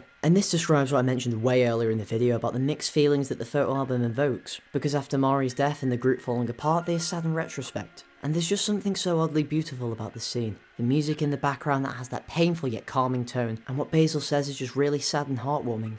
This cutscene then ends with Basil saying, "Let's make some new memories together, okay?" Which in hindsight we know that the opposite happened. Sunny instead clung to those old memories and replayed them over and over in Headspace, to fuel his escapism and to avoid confronting reality. But Basil needs Sunny because Sunny is the only one who knows the true events of what happened that day, and Basil isn't fortunate enough to also escape from it. We learn from Aubrey that after Mori's death, Sunny and Basil became more closed off, and after Sunny stopped coming to school, Basil was all alone. Unable to escape, Basil suffered and he was tormented by the guilt, as we can see by the fact he has a something consuming him, being a representation of his guilt, which we can see at the end of the game's prologue. The dynamic the game is trying to show us is that Basil has to live with the guilt, unable to do or say anything about it, with the only other person he can share it with being completely removed. Now, a scene that really shows Basil's struggle to move on is on 3 Days Left, where Kel and Sunny go for dinner at Basil's house. Throughout the visit there is an odd tension between Sunny and Basil, with him being easily startled by Sunny, and he speaks as though there's something he wants to say but he's holding it back. He gives his photo album to Sunny, which tells us a lot about how he feels for Sunny, seeing how important the photo album is to him. Then upon learning that Sunny is moving away, Basil is frightened, and he leaves the table. Upon following him, we see him repeating that everything will be okay, and strange black tendrils growing from him. He then says that Sunny can see it too, something behind him, which references Basil's disbelief during Mori's death, believing that it must have been something behind Sunny that caused Mori to fall, not him pushing her. Basil then just keeps asking why Sunny looks so scared, until you try to leave and Basil asks Sunny not to leave him again. But Sunny leaves anyway and Basil breaks down crying, and you can't re-enter the room. I think Basil's reaction here is valid. He had to live with the guilt of being partially responsible for what happened to Mari for 4 years. He had to go along with the fake story him and Sunny made, and you can see that all of that has really taken a toll on him. He tried to get Sunny to stay, to show him the good times and to try to make new memories with him, and to be there for each other. But Sunny escaped away, leaving Basil having to deal with everything on his own, getting bullied by Omorei and having his grandma slowly die. And now Sunny's leaving for good, leaving Basil fully and completely alone. And I think the bathroom scene is Basil's realization that he is going to have to bear that guilt alone for the rest of his life, or die trying. Also, this section kind of sounds like I'm criticising Sunny's actions. They were valid for what he was going through, and I'm just describing it in the way that I am to show the effect that Sunny's escapism had on Basil. All of this builds up over the course of the game, eventually culminating at the end. After Sunny learns the truth of Mari's death, Sunny wakes up, and upon going to Basil's room, an option displays, "Do you want to save Basil?" You pick yes and enter. It all goes silent as you see Basil staring out of the window. You then see Sunny enter and Basil seems really happy. He then says that when Mari fell it must have been something behind him. In a way, this is Basil's own way of escaping what happened, as like Sunny, he too is trying to hide from the true facts. Basil then says that after all this time, Sunny has come back for him, which links to what I was saying earlier about Basil having to carry the guilt alone due to Sunny escaping. Basil then gets really upset that Sunny is leaving. Basil then approaches Sunny and Sunny tries to flee, but Basil really doesn't want to be left alone again. And then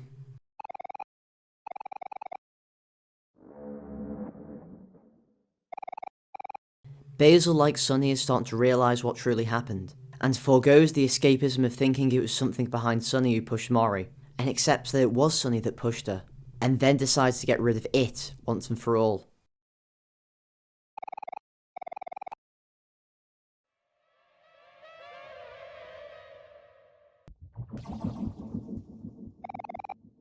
And so they fight, and it is scary and brutal as these two former friends, twisted by guilt and escapism, have to confront each other. Basil, who feels abandoned after covering up Mari's death and being alone and handling the guilt, while Sunny escaped into Headspace to avoid confronting the cruel reality of what happened. Sunny is unable to use any of his calming abilities, and so the only option is to attack Basil. And so they attack each other repeatedly, Basil continuing to spiral, and it then fades to black and shows a cutscene of Sunny freaking out, becoming really stressed, and then everything is distorted. Sunny keeps attacking and this time it flashes red. They are now seriously hurting each other. With no option to run or use skills, Sunny's only choice is to keep attacking Basil, and Basil keeps attacking him until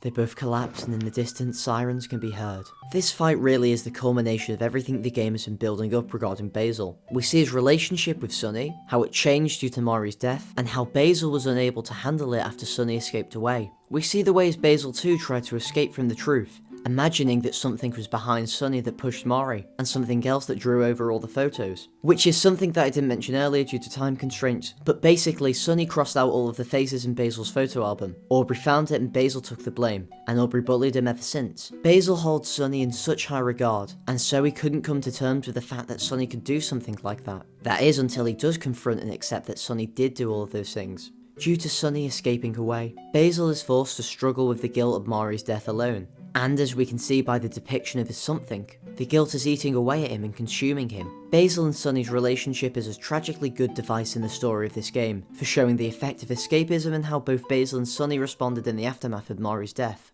After being wounded by Basil, Sunny is sent back into Headspace, except now instead of some big wacky fantasy land or the emptiness of white space, it's faraway town, and Sunny wanders the streets almost like how a ghost would, with the streets being empty. We then see Mari's cat Muo running off down the street, and so Sunny follows it. The time and seasons seem to change until then we see Basil stood outside Sunny's house. Sunny talks with Basil and Basil says he's sorry for causing Sunny so much trouble, and that whenever he tries to help he feels he ends up burdening Sunny instead. And he then says that all the pain they've been feeling and the guilt in their hearts, even if they try to bottle it up, it all comes out somehow. And he then says everything will be okay, and that they both have to carry on. But to do so is up to Sunny, and Sunny should trust that Omorei, Hero and Kel will forgive them both. He then talks about the importance of the photo album, and says it's proof of their friendship. He begins to walk off before then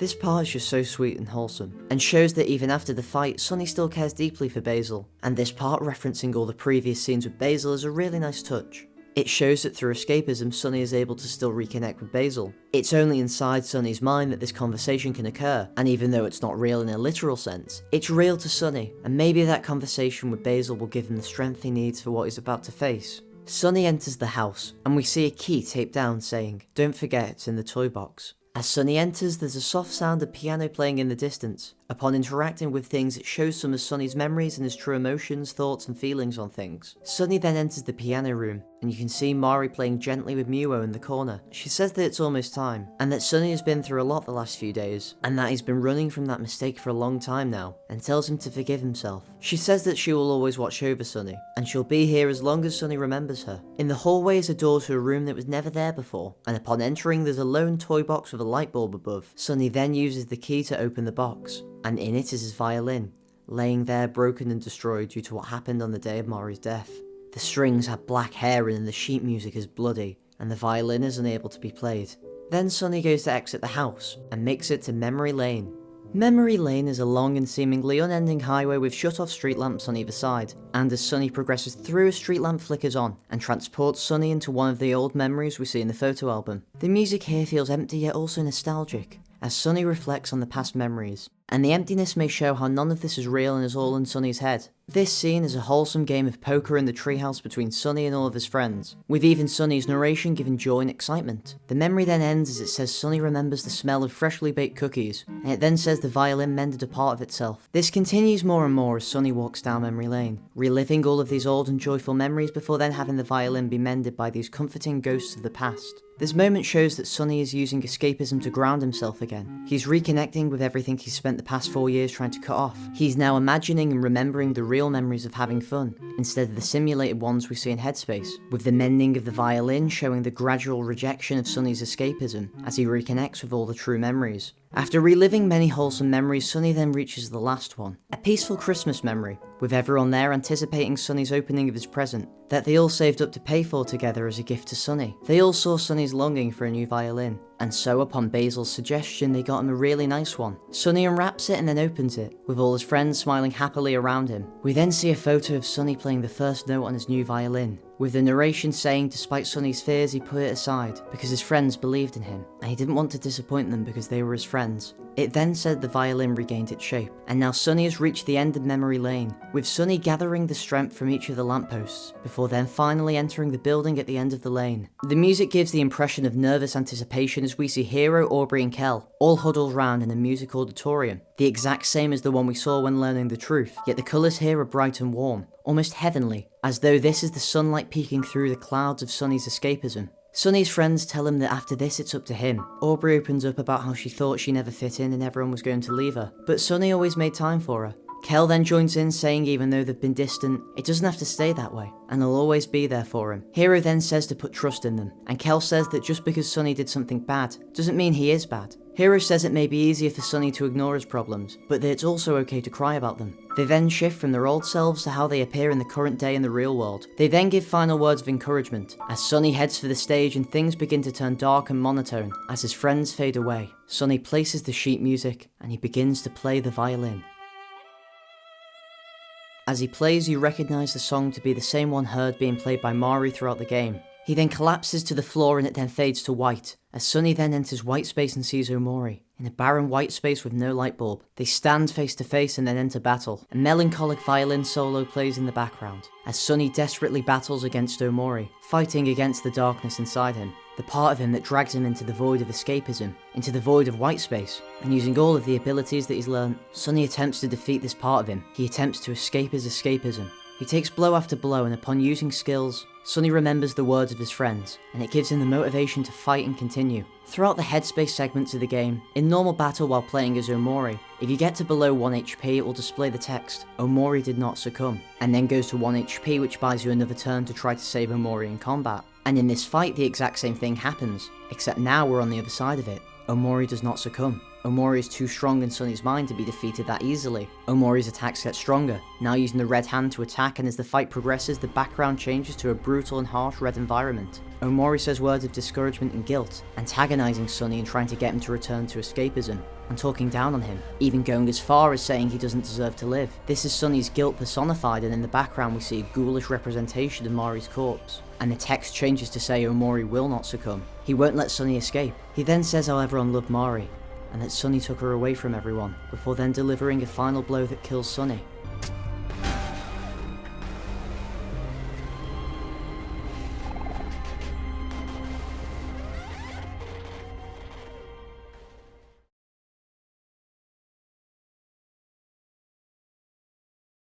From here you have two options, to continue or to give up, and if you pick to give up, Sunny disappears altogether, being fully taken over by Omori, only then to return to Whitespace one final time and the light bulb is still missing. Omori then leaves like every other time, to see all of his Headspace friends ready to join him, and leaves that room for one final time, only then to appear on the roof of the hospital with Omori's head bandaged up. He walks up to the ledge, and jumps.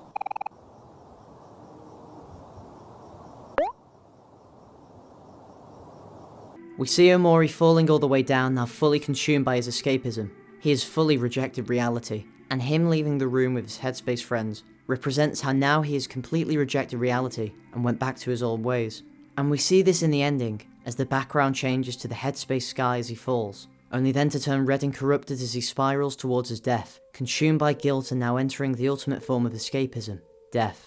Now I can't play the music here because it's copyrighted, but the song playing in the background also heavily links to escapism and dreams as well. This ending is tragic, and it shows that Omori did succumb to the darkness. And this ending is very evocative of the ending to Yume Nikki, in which a similar thing happens, where both Omori and Madotsuki choose to fully escape by not existing in the reality they want to escape from in the first place. The pain was too strong for both of them, and they gave in to the darkness. But then what happens if Sunny didn't give up? If he didn't give in to Omori? What happens when Sunny keeps fighting even though it seems all is lost? Well, if you choose to continue, you see Sunny, violin in hand with the red swirling around him. He gets up and the background changes to white, and he begins to play the violin. Suddenly, soft piano music begins to play, and this is the part of the game where I just can't help but cry. It is a rich emotional scene of Sunny, Mari, Hiro, Kel, Aubrey and Basil's life when they were younger. All the happy memories, the good and the bad, and it's just beautiful. After the guilt and trauma of Mari's death, Sunny can finally accept what he did, and through escapism he can finally reconnect with his sister Mari, and play the final duet that they never got to play.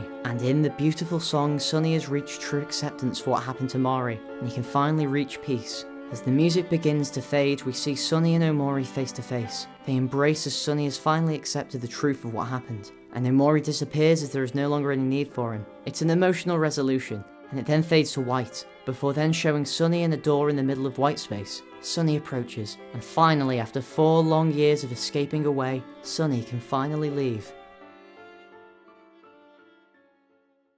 We see Sunny in a hospital bed, similar to when we first saw him at the start of the game, and he then wakes up and immediately begins to cry, just like you the player would also be doing. And this is basically the first true emotion we see Sunny show in the game, showing that he has changed after years of repression. He gets out of bed and wanders down the corridors, only to be met by the Headspace versions of Hiro, Aubrey and Kel. They all seem really excited and begin to run off, and we then see Basil's silhouette head in the opposite direction. And this shows Sunny's full rejection of escapism. He doesn't need the Headspace versions of his friends anymore, as he's confronted the truth he's been trying to hide from, and he's finally able to reconnect with them. Sunny then enters Basil's hospital room, and we see all of Sunny's friends gathered around Basil's bed. We then see Sunny standing in the room before showing him saying, "I have to tell you something." The credits then play as we see views from a car driving down a road, as a song plays with lyrics linking to escapism and dreams. And if you watered Basil's flowers in Headspace, after these credits you see Basil wake up, then seeing Sunny who smiles at him as his something disappears. Basil smiles back as his something disappears too, as they are finally free of the guilt they've held for so long, and the main menu now shows Sunny, free in the real world. This ending is just perfect, and it's so beautiful the way that in the end it's through Sunny's dreams and escapism that he can reconnect with his sister through the duet, and accept the dark truth of the past. We also then have Sunny's ultimate rejection of escapism, as he's become strong enough to go without it due to accepting the truth. And by Omori disappearing, it's really powerful in showing that that persona is no longer necessary to protect Sunny anymore. Yet they do hug, showing that Omori has accepted Sunny no longer wants to escape. It's only after the final duet that Omori gives in, and I think this could be interpreted as the final duet reminding Omori about the love and the good times they all had together. This ending is just amazing. And I know there's a bunch of others, but they're all even darker, and I've written about enough teenagers dying for one video essay. White space is the ultimate representation of escapism in Omori. It is the ultimate escapism. Omori is completely detached from reality and anything outside the endless void of white, and it's described as always being cold. There is no warmth in white space. There is no alternate reality to distract you from what you want to escape from. Instead, it is the complete rejection of reality to where you can't even think about what you wanted to escape from. In white space, you are not living. Sure, you exist, you're still breathing, yet in no way are you living. White space is used throughout the game to protect Sunny. It acts as a sort of decontamination chamber between the real world and Headspace, and it's where you go before you enter and exit Headspace. It also protects Sunny by sending him back there when he gets closer to the truth, like when Basil drops one of the photos linked to Mori's death. Yet it also is a sad and somber tribute to the one place Sunny used to feel safe, Mori's picnic blanket, as the layout of White Space is the same as Mori's picnic blanket in the rest of the game. White Space also came to the creator of this game in a dream. And dude, what is it with indie game developers just getting game concepts just uploaded into their brain via a dream? Can't wait to turn my dreams about goblins made out of cheese into a critically acclaimed indie game. When entering White Space for the first time, you get the dialogue, "You've been living here for as long as you can remember." And this is meant quite literally, as the escapist persona of Omori was quite literally created as a way of repressing Mori's death. And so of course all he can remember is White Space, because the rest has been repressed or transformed into parts of Headspace. White Space is the best representation of the concept of not living but existing, rotting away the days and years as you fall deeper into escapism, staying in the one place that gives you comfort and rejecting everything else. It's a feeling I'm sure a lot of you watching can relate to, even if it's not to that large of an extent. But I think it links back to that definition of hikikomori, which roughly translates from Japanese into a pulling inward. And we see that pulling inward repeatedly throughout the game, with White Space being the culmination of that pulling inward. Everyone can relate to that feeling of a pulling inward, as it too is a form of escapism, to close yourself off, pull yourself inward and not want to let anyone in. Yet as we see in Omori, the only way to leave that darkness is to let people in, to fight the feeling of that pulling inward, to accept the truth no matter how dark, and through courage and genuine connection, maybe, just maybe, you can escape your escapism and find peace and acceptance. Omori is one of the greatest games I've ever played. It is a testament to the power of art, self-expression and hope, and I would highly recommend taking the time to play it yourself. Omori presents multiple types of escapism: the rejection of reality through fiction and dreams, the rejection of the truth, and the ultimate rejection of everyone and everything else, as you pull yourself inward into such a state where you have escaped from everything. Yes, you still exist. Yes, you are breathing and your blood is still pumping, but by no means are you living. Wow, that was a pretty heavy section, huh? Or if you've skipped here to avoid Omori spoilers, then welcome back. Now normally this would be the point in the video where I would play a happy song, do a brief 30-second wrap up recapping everything I've talked about, and give a satisfying ending, but not for this video.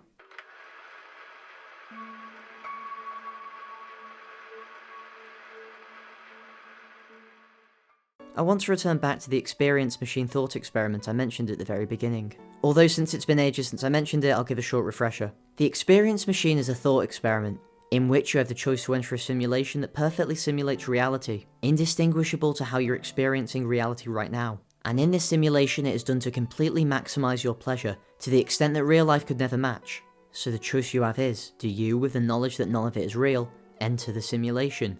Or do you stay in reality no matter how dark it may be? Now that's where I left it at the beginning of the video, and you may have thought of an answer to this question when I first said it at the beginning.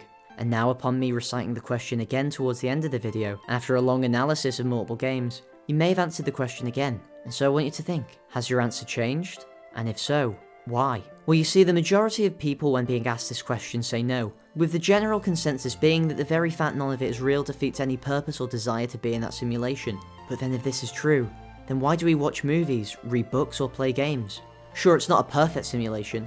There will always be something disconnecting it from reality, but as we've seen in this video, there are those who choose escapism over living in reality. My point is, obviously not many people want to live in a fake simulation to maximize their pleasure, but a lot of people do want to escape from reality sometimes, and that has way more influence over our lives than we would think. And in a way, especially now with the rise in people playing games more and more and with the stories getting better and better, we've created our own experience machine. And so the question never really mattered in the first place. No matter what you answered, it doesn't change the fact that you're always engaging with escapism.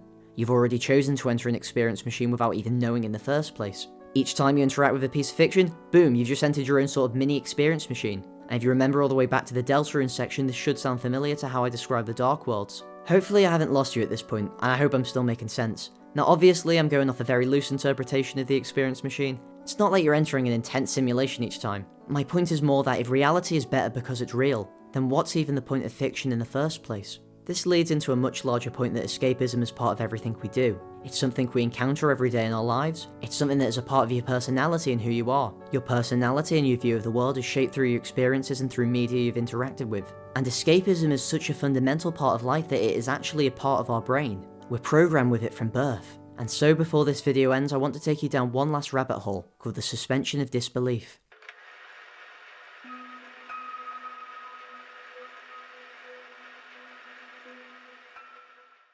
Suspension of disbelief is your brain's ability to reject reality to be immersed in a fictional environment. Every time you play a game, watch a movie, read a book, you're suspending your disbelief. Every time something makes you cry, laugh, feel empowered, feel angry, feel hopeful, feel powerful, or even feel scared, that's a direct result of your brain basically believing what's happening is somewhat real. Why should something that's not real make us feel those things? Why is it that the brain functions in such a way that we can deny absolute truth in order to feel something? And that reason is escapism. Long ago I heard a quote from the author of JoJo's Bizarre Adventure, Hirohiko Araki. People often say that paid intimacy workers is the world's oldest profession. But is it really the oldest profession? I found an even older one. That profession is the storyteller who tells scary stories. A long, long time ago, people sat under the starry night sky, gathered around a fire, and listened to an old man tell frightening tales. They listened intently and let their imaginations take them into the world he described. This quote is just so beautiful, and it shows that throughout human history we have always wanted to escape. Art, literature, film, and now video games have all permeated throughout human history as a means of escapism and self-expression, in a world where most people almost never get the chance at true freedom, and each year things get bleaker and bleaker. The only way to truly be free is to escape. To stare reality in the face and say, "This sucks, I'm gonna go somewhere else." Some find freedom in the works of others, and some are the others who create said work. They quite literally create a world to escape to, whether it's for themselves or for us. These worlds can hold power over us, they can transform us, and in the words of Toby Fox, プレイヤーとクリエイターの心が通じ合うと不思議なことが起こります。ゲーム画面が呪いの鏡みたいに点滅して、プレイヤーの心も光り始めて、鏡と共鳴するように点滅して、そうなったら、プレイヤーはもうそのゲームと出会う前の自分には戻れない。あなたが作ったゲームから。So, what actually was the point of this video? Well, to be honest, the conclusion I've tried to reach has changed over the course of making this video. Many endings have been scripted for how to conclude the video, to end on a more informative note, to end hopefully and make you feel satisfied. But I think the best way to end this video is to be honest. This video has covered 3 games that all focus on escapism: the surreal dreamscape of Yume Nikki and its surreal horror, then the Dark Worlds and Deltarune showing the positive aspects of how we escape through fiction, and then OMORI showing multiple different aspects and types of escapism until it crescendos into a beautiful ending. These games all show escapism, and we interact with them through the suspension of disbelief, and if you're watching this video you're probably a fan of at least one of these games. And so just like the Toby Fox quote from earlier, you've been changed forever once playing one of these games. And if you're a big enough fan, you probably also received an incredible amount of hope from playing it and being a fan of it. Notice how in the Deltarune section I mirrored this phrasing a lot when talking about how people were changed by the Dark Worlds. And then at the end where I said how Deltarune also filled me with an incredible amount of hope. Escapism has the power to change our lives, for better or for worse, and in this video we've seen the good types of escapism through fiction, and the bad types of escapism through denial and through pulling inwards. So if this video has left you feeling anything, I hope it has you feeling inspired. Go make cool shit, go open up metaphorical dark fountains, go create the metaphorical experience machines for people to enter,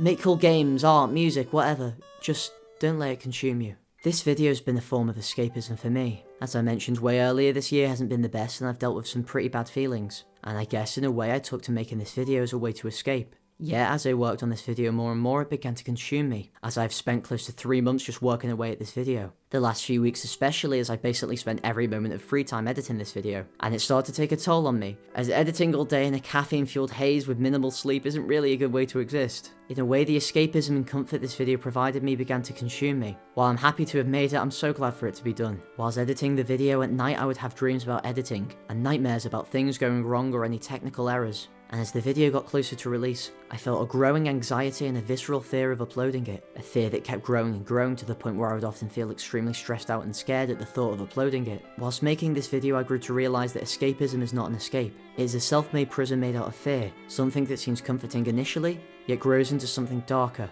and you begin to lose yourself and those around you. Escapism is not the answer. It's a temporary solution to a long-term problem, and while obviously in small amounts it's an amazing thing, if it gets to the point of consuming you it quickly turns dark. Yet now finally with this video done, I'm free.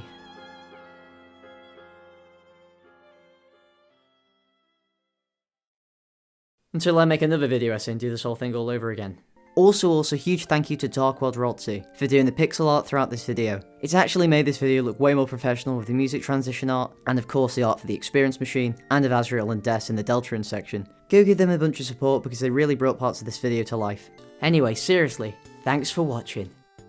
Imagine you were forced to watch as your childhood friend was forced and coerced by someone into killing countless people, and worst of all, they're doing it in your body, and you are unable to stop them. After almost 4 years, we finally have new Deltarune content, and not only has it brought new memes, incredible music and this TV guy, but it has also doubled down on elements seen in previous chapters, yet in a way that is so disturbingly terrifying. And so in this video essay I'll be analysing the horror of the players controlling Deltarune, and also presenting my own theory at the end of what it actually might mean for the rest of the game. Also, spoiler warning for Undertale and Deltarune, obviously. Upon starting Deltarune, you're greeted with a view of the soul. This soul is meant to represent us as the player, something I'll discuss more heavily later on. We go through an ominous sequence of choosing parts of a body, and we create a vessel, shaping its mind and personality until then, it's discarded. Instead being told that our name is Chris, before then being introduced to Chris as the character we play as. Yet Chris is their own person, with their own name that we can't choose in their own life, as we can see by the game starting with Chris waking up like any other day.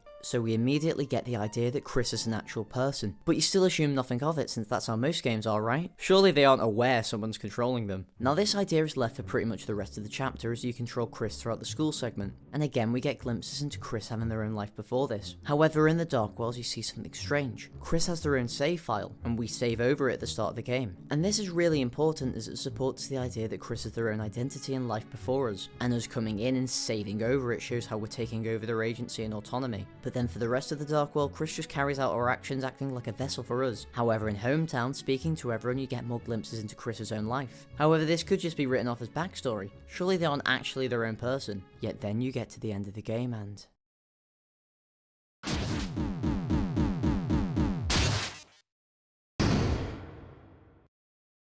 you are not Chris, and Chris is not you. By Chris's more sluggish movements, we can see that they need the soul to survive, also confirming that the soul is the player as you can control it in the cage. This scene confirms to us that Chris is separate from the player. They are their own person with their own life. It's also a scary idea. Imagine you have your own life, but suddenly some entity in a reality beyond your comprehension suddenly takes over your body, yet you're still conscious of it. And Chris here shows that they're aware of being controlled. And in a way, this is similar to how the player exists in another game called OneShot, where while you do control the character Nico and play as Nico throughout the game, in the world of the game, the player exists as a god, who guides Nico through the world. And so the control of the playable character Nico is meant to be us guiding them. But this is very unique from any other game you play, as in most other games, the player and the playable character are one and the same. Your actions are the character's actions, and so when this idea is challenged, not only is it really immersive, but it is also really terrifying. Anyway, all this is to say that the separation between the player and the playable character is important to understand what I'm going to be saying about Chris and Deltarune itself. Chapter 2 carries straight on from the morning of the previous chapter, in which the soul is no longer in the cage and Chris is being woken up by Toriel. And Chapter 2 really dives into the themes of control and free will, far more than Chapter 1 does, with a whole separate route dedicated to the idea of the separation between Chris and the player. In the Dark World of this chapter we see something strange. Once again, in between chapters, Chris has their own save file that we again write over, and this implies a struggle for control over Chris between us, the player, and Chris themselves. And this struggle for freedom from control is something we see explored in this chapter. The cyberworld is pretty normal at the start, with again Chris acting like a vessel for the will of us, the player, not really resisting our input. That is until Chris is separated from the party, leaving just us and Chris. From here things can go two different ways. You play this part normally like a normal person, or you do the weird route. And look, I know why you clicked on this video. And now after all that build up in establishing Chris and their relationship with the player, I can now properly explain the weird route. The weird route honestly did not feel real back when Chapter 2 first came out. It felt like some weird myth, yet against all odds it was real. There is a really visceral fear that comes from the idea of a game breaking. that these rules of the game that we thought were so rigid are now shattered and anything could be possible. These characters that you grow familiar with are all made to do horrible things, and it all looks like some creepypasta you'd see buried on an early 2000s internet forum. Chris makes it through the cyber city until encountering Noel. She then joins the party, and this is where you can begin the weird route. It's all normal until you encounter an enemy, and to do the route, you as the player order Noel to use the Ice Shock ability to freeze every enemy. Now normally when you kill an enemy in Deltarune they just run away, with it not really having a larger impact over the story. Yet here the enemy is frozen solid. Their dead corpses litter the cyber city, and as you freeze more and more enemies, their corpses still linger, acting as a constant reminder that you are doing this terrible thing, where you can distance yourself from it because you don't see the full consequences of your actions. You do this until you reach the advertisement for a Ferris wheel, where another aspect of this route shows itself, saying I will ride with Noel, when she clearly wants to go with Susie. She plays it off as a joke, but then you choose to say, Noel will ride with me. Noel is taken aback before then saying to herself, since when did Chris get so... No way, it's gotta be some kind of prank. This part is uncomfortable, seeing how forceful the dialogue is, and the use of the pronouns I and me give off a very commanding tone. From here the route turns darker. You speak to the Addison, who asks if you're interested in new dating shoes, to which Noel firmly denies this, even questioning if she's even so much as friends with Chris, to which the player then says, where's something else? Noel is shocked before then the music cuts, and the Addison offers us a freeze ring. Noel is against it at first, but then the Addison says she needs it to get stronger. Then as the player we choose to get it, yet the price is just $1 more than what you have. But we choose get it again, and again, until Noel is confused in disbelief, as she realises what we're asking her to do, until...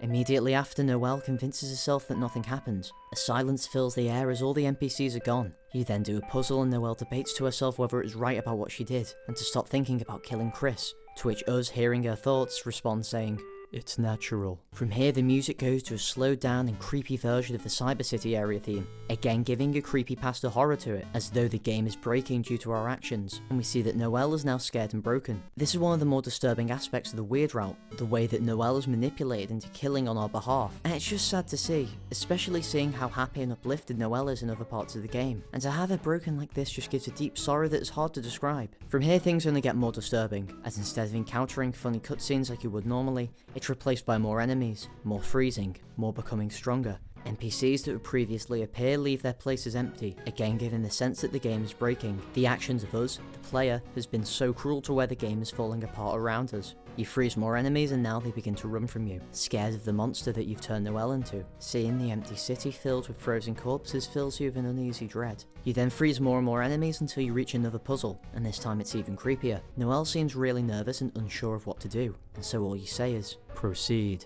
She seems confused before you again say, proceed. Chris approaches Noel closer and closer, making her more nervous, before you again say, proceed. Until Noel is then backed up fully next to the laser, and then...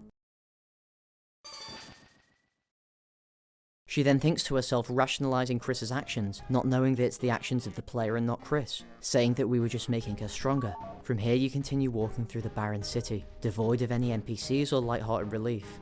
The game feels broken, like you're walking through a test map before any of the other features have been coded in, and you reach the next puzzle area, where again you see Noel trying to rationalise to herself everything that has happened, saying that it's fine because she's learning and getting stronger, yet she seems to forget what happened when getting the ring, or solving the puzzle, and she doesn't want to remember. Maybe because she doesn't want to admit what's happening is bad. She doesn't want to admit that Chris might be a bad person for making her do these things. She says how the battles are blending together, and that if Chris tells her to do it, she can do things she never could before. This implies that the player has some power that can change and influence people, since she doesn't know that these orders are coming from us, and not Chris. With the last enemies completely frozen, you backtrack all the way to Spampton's dumpster and get the Thorn Ring. You then progress forward and see Birdley. Birdley acts normal, unaware of what has happened, yet Noel is now changed, saying, Chris, it looks like another enemy.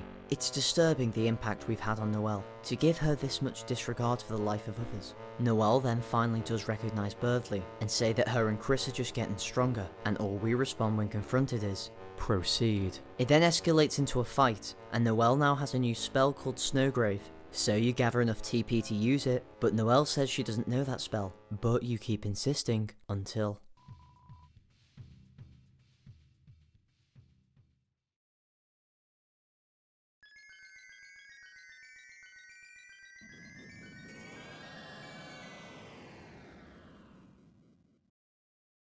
Birdley is now frozen in ice, and Noel, blocking out what just happened, wanders off. The rest of the chapter is then heavily altered.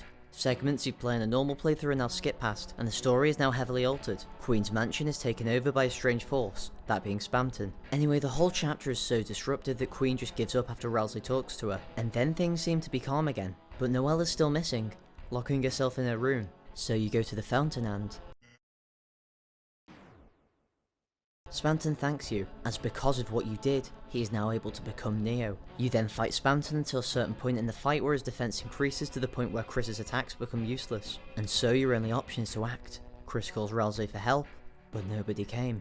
So they then try to call Susie for help, but nobody came. Until then, you whispered Noel's name.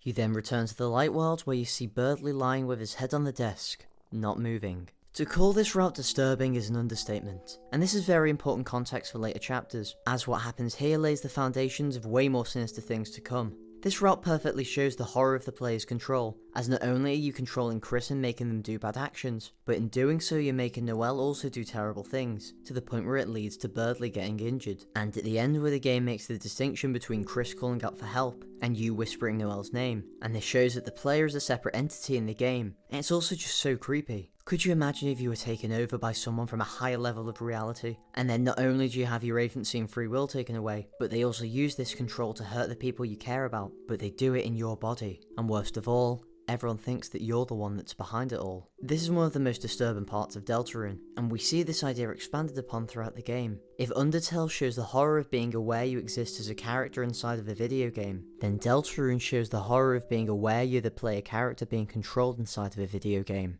Now I've kinda made this video seem like it's only about the weird route, partly because it makes for a better title than Weird Rant About the Player and Meta-Narrative of Deltarune, but I also will be exploring the aspects of Chris's relationship with us, the player, and I think there's one less example of this in Chapter 2 that would be stupid not to go through. Whilst playing Chapter 2, normally you end up encountering Spamton, and he says that he knows something that Chris wants, this hyperlink blocked. Spamton is heavily associated with freedom. It's something he yearns for, being desperate to cut himself from his own strings, and this is something that Chris seems to resonate with. Chris has some sort of unique link with Spamton, with them being alone almost every single time they interact with Spamton, and after beating Spamton Neo, Spamton realises that he can't cut his own strings, saying that he couldn't be anything more than a simple puppet. And this really resonates with Chris, who freaks the fuck out, with Susie asking them if they're okay, and they respond by yelling, showing that Chris is really freaked out because just like Spamton, they too are held back by strings, with the strings being us the player. And this scene has another layer of discomfort, when you realise that even in seeming unsettled by seeing someone unable to break free from their own strings, Chris still can't voice their own opinion, as we the player decide the response to Susie asking if Chris is okay or not, which would make sense why Chris yells or says it in a strained voice, even when we choose no, because while we do have the power over what they say or do, Chris ultimately chooses how that is expressed, something which is heavily relevant later on. Overall though, Spamton Neo acts as a mirror to Chris in their own situation, both being held back by strings, and just like Spamton, Chris is nothing more than a simple puppet, as even after the fight we choose what they say as a response. Then at the end of this chapter, Chris and Susie go around hometown together, and go to the piano in the hospital. Chris has been known to be good at playing the piano. They fail and look frustrated. I'm sure this won't be relevant later. Chris then takes out their soul twice, one in the bathroom to jump out the window. I'm sure this won't be relevant later. Then they take out their soul another time and create a dark fountain, which takes us into Chapter 3. Hey, if you've watched this far, make sure to subscribe. These video essays take a lot of time and it really helps me out. Please? Yeah, okay, cheers. Enjoy the rest. Now Chapter 3 doesn't have as much relating to the player's control compared to the other chapters, except for a few smaller things that I'll go through now. The main way that horror and control is shown in this chapter is through the game's console, where Chris, Susie and Ralsei play an old school NES style game, with each character having their own controller to control their character. This idea is then subverted in the second game, where after Tenna leaves, Susie swaps controllers with Chris, so that they can solve the puzzle. However, in doing so, Susie then also controls Chris. Wow, someone taking control over Chris and making them hug Ralsei, with Chris having no say or input on what happens. This sounds familiar. I wonder what this could be a parallel to. Susie then swaps controllers again, this time giving Ralsei control over Chris, to which Ralsei is nervous as for once he has to make his own decisions. This is a pretty minor part, but I think it's cool to see that once again again this idea of Chris being controlled against their will is explored, and in a way that we can experience it firsthand, as we as the player get to watch someone else control Chris. But there is more of the NES games that's related to the weird route and the player's control, and that is in the Shadow Mantle secret game you play in the S-Rank room. This room is meant to be creepy and uncomfortable, however when booting up the game the room is lit up by the glow of the old monitor, and as it boots up we see the soul that represents us, the player, before then loading in and showing it inside of the body of Chris. This mirrors the opening of Chapter 1 with the soul on a black background before then introducing us to Chris. This game is weird and unsettling, with it being the map from earlier, yet this time Chris is alone and has a sword, so you go around killing every single monster that spawns in to make Chris level up. And there's a theory that this is meant to represent the monsters from Undertale that you kill in the No Mercy route. In one of the rooms you can see the text, "Become stronger," with this likely referring to Noel becoming stronger in the weird route. Anyway, after reaching max level you can break through the trees to get the ice key, before then the console switches off.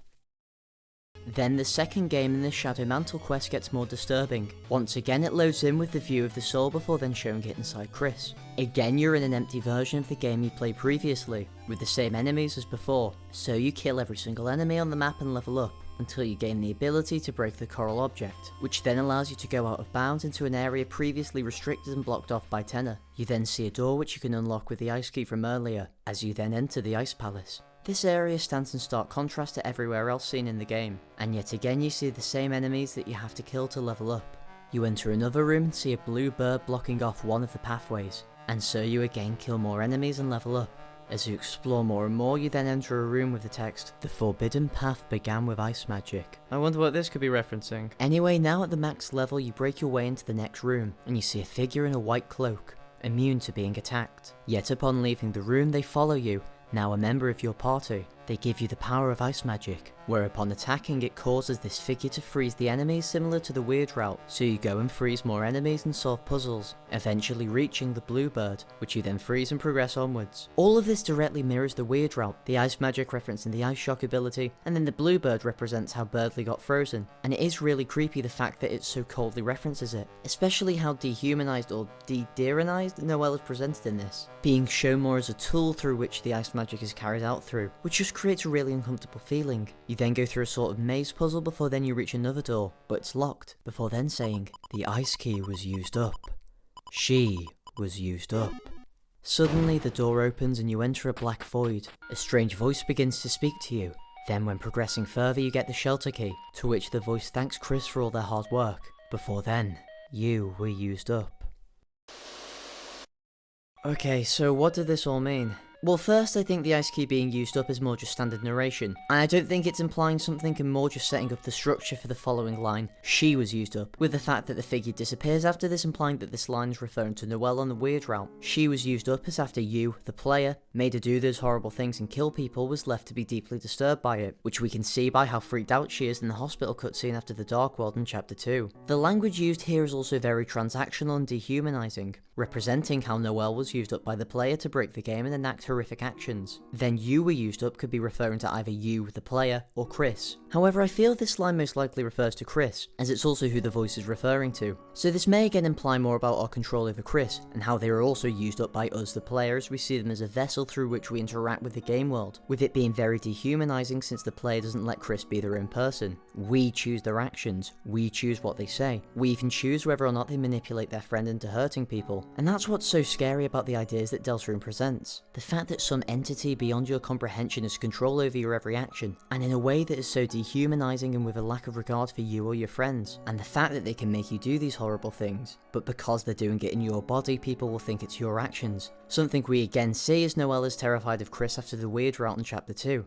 After this you progress through the chapter normally, with there not being much else relating to the player's control or any other horror elements. That is until you go back to the green room. It's empty with a depressing blue layer all over, with somber music playing in the background. You then enter the S-Rank room and see Ramb, who is almost fully turned to stone, and have set up one final game for Chris to play. Again it loads in with the same view of the soul representing the player, before then showing it inside Chris. It looks to be a city, and this time the game is different, as you have Susie and Rousey following you as part of the party. But where are all the enemies to kill? Everywhere's empty and there's nothing to kill except...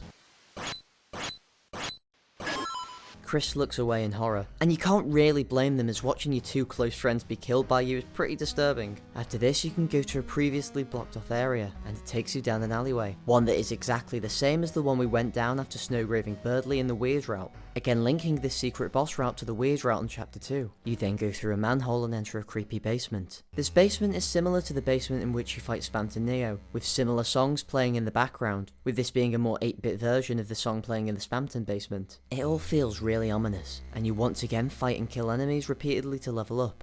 Anyway, upon reaching max level, you break down the trees and enter a hallway, with Tenor talking reflectively about Spamton abandoning him. He then gets surprised that Chris is there, and says that he did what they said. But what did Chris do? Well, with Tenor blocking the way, the only way to proceed is to kill him. And what's strange is that Chris doesn't look away like when killing Susie or Rolsei, suggesting that they don't care for Tenor. You then enter the video game version of the shelter from the light world, and inside it's once again creepy and ominous. A strange voice then speaks to Chris, asking them if it's fun what they're doing, and saying that's why they're looking for the shadow crystals and shadow mantle, and asking if they think it'll get them what they want, before then saying that part of them is enjoying this, and if you did the weird route it says the same part of them that enjoyed yesterday, implying that there is something more sinister to Chris. Anyway, you then fight the secret boss, that the community has dubbed John Mantle. I think this whole series of secret games links back to the same sense of horror created in Chapter 2 with the Weird route. The whole idea of the rules and comfort of a game breaking and a secret darker pathway existing below the surface, which we see in these games, as while it is similar to what we play with Tenor, it's more disturbing and darker. I think it also gives us more of an insight into Chris, as after defeating John Mantle, they say that Chris has red flickering in their eyes that they can't hide, before then saying without play the knife grows dull, which implies that there's something more sinister inside of Chris.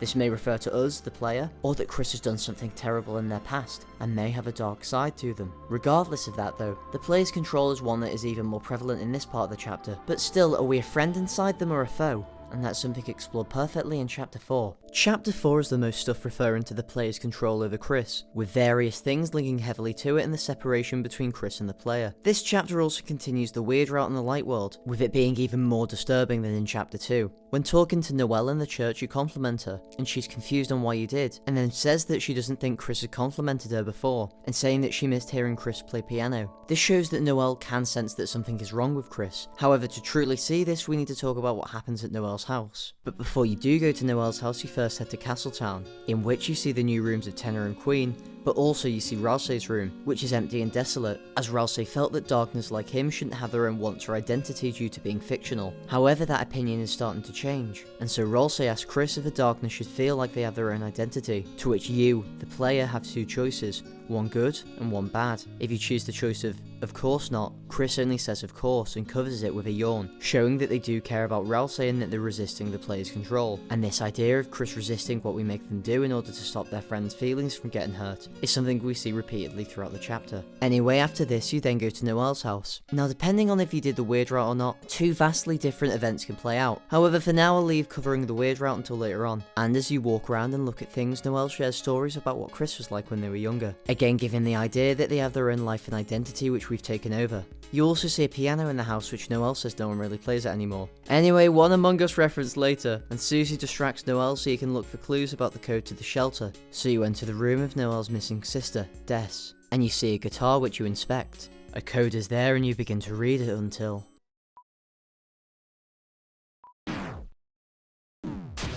Chris then takes us to the vent room and places us in a gift box. For some reason they don't want us getting the code to the shelter. However, you can still control and move around the soul, and so you enter the vent and float around the holiday house. It's a really creepy and liminal feeling to be seeing this place that you've only just gotten semi-familiar with, yet in a way that is so distant and outside in perspective. And as you float through the vents, you feel with a haunting and emptiness that few games can match. That is until you enter the kitchen and see Chris getting orders from the phone, with someone telling them that Susie must not get the guitar. This explains why Chris has been acting so strange when not controlled by us. They have their own mission and seem to be working against us and Susie. However, I still wouldn't say that they're evil, but I'll touch more on that later. You then enter the kitchen more and Chris attacks you and returns you to the vent room. However, when returning back to the kitchen, one of the most beautiful moments in the game occurs. Chris wanders over out of frame, and suddenly you begin to hear soft piano playing. After a long time of being controlled by us, the player, growing frustrated not being able to play and growing upset at our control, Chris can finally play the piano,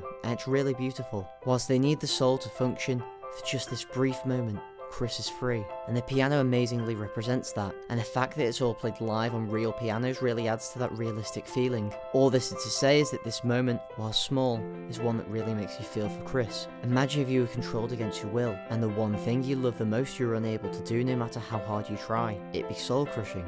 Oh god, could you tell how much I love this game in this moment? Anyway, after this you turn off the lights, freak out Noel and Susie, and then find yourself stuck inside an angel sculpture on a table. You then escape from this and can now move freely around the house, with the only open door being the door to Des's room, and so you enter. It seems normal but also eerie, and so you head to the guitar and... Chris then grabs us, and Noel and Susie hear, so Chris hides in the closet. Susie and Noel then sit and begin to talk about Noel's dream, with the dream actually just being the Chapter 2 Dark World. Anyway, in this conversation we actually learn more about Chris. She says that she ended up in a large city with Chris, but saying that they didn't act like their normal self, and actually acting like they act recently, which makes sense given that we've been controlling them for the last few days. However, Susie says that Chris seems normal to her, and this sets up a sad conflict in the story, as all Susie has ever known is the Chris under the player's control. She has no idea what they're actually like and no idea that they're even being controlled, and for Chris this must also hurt. The fact that Susie isn't friends with Chris, but instead friends with the version of Chris being puppeted, to say things they don't want to say and do things they don't want to do. Then as the conversation progresses, Noel says that Chris kept looking at her like they wanted to say something, and everything they said sounded odd. Yet again to Susie it seems normal. After this you then get attacked by Chris, and Susie finds them in the closet, and Noel then wants Susie to play the guitar. Chris then calls a mysterious person on the phone who says they'll be right over, and Chris replaces the soul before then. This again shows that without the soul they are weak and need it to function, which is scary because while they so desperately want to be free from us, they can't as they need us. Then after more conversation and playing guitar, Noel's mother then enters and tells Susie to leave. Then after this, Chris leaves Des's room and heads out the door, until Carol approaches saying, "You are always welcome here." And many people think that you being in red refers to the player, which would imply a lot about Carol that would be a whole other can of worms to get into. Anyway, after this you enter the Dark World for Chapter 4, in which you're confronted by the Knight. Anyway, there are parts of this Dark World that have a certain creepiness to it. I think the most obvious example is this worship room, where there is a circle of people around another one petrified in stone, or other areas where it's just deeply surreal, but the vibes of this chapter is amazing and far different from anything else in Deltarune. After this, an idea is then built up in the Jack fight, where you can use the power of the soul, that being the player, to create light and is essential to beating this boss. The idea of the soul being a separate entity is also used throughout, like in the Gersed secret boss where Susie asks Chris to help her out, obviously referring to the player's soul being used to defend against attacks like we can also see in Chapter 1. After this, you then reach a room with a lone giant organ piano in the centre. You try to play it but it doesn't sound right, and you need to find what notes to play on it. So after Susie gets the notes you then try to play them again, but it still doesn't sound right. Susie then says to Chris that Toriel said that they used to play good, and Susie doesn't know why they're pretending they can't. And so instead of us playing, Chris begins to play instead, with the text saying, "Your hands began to move on their own," and then Chris plays the piano.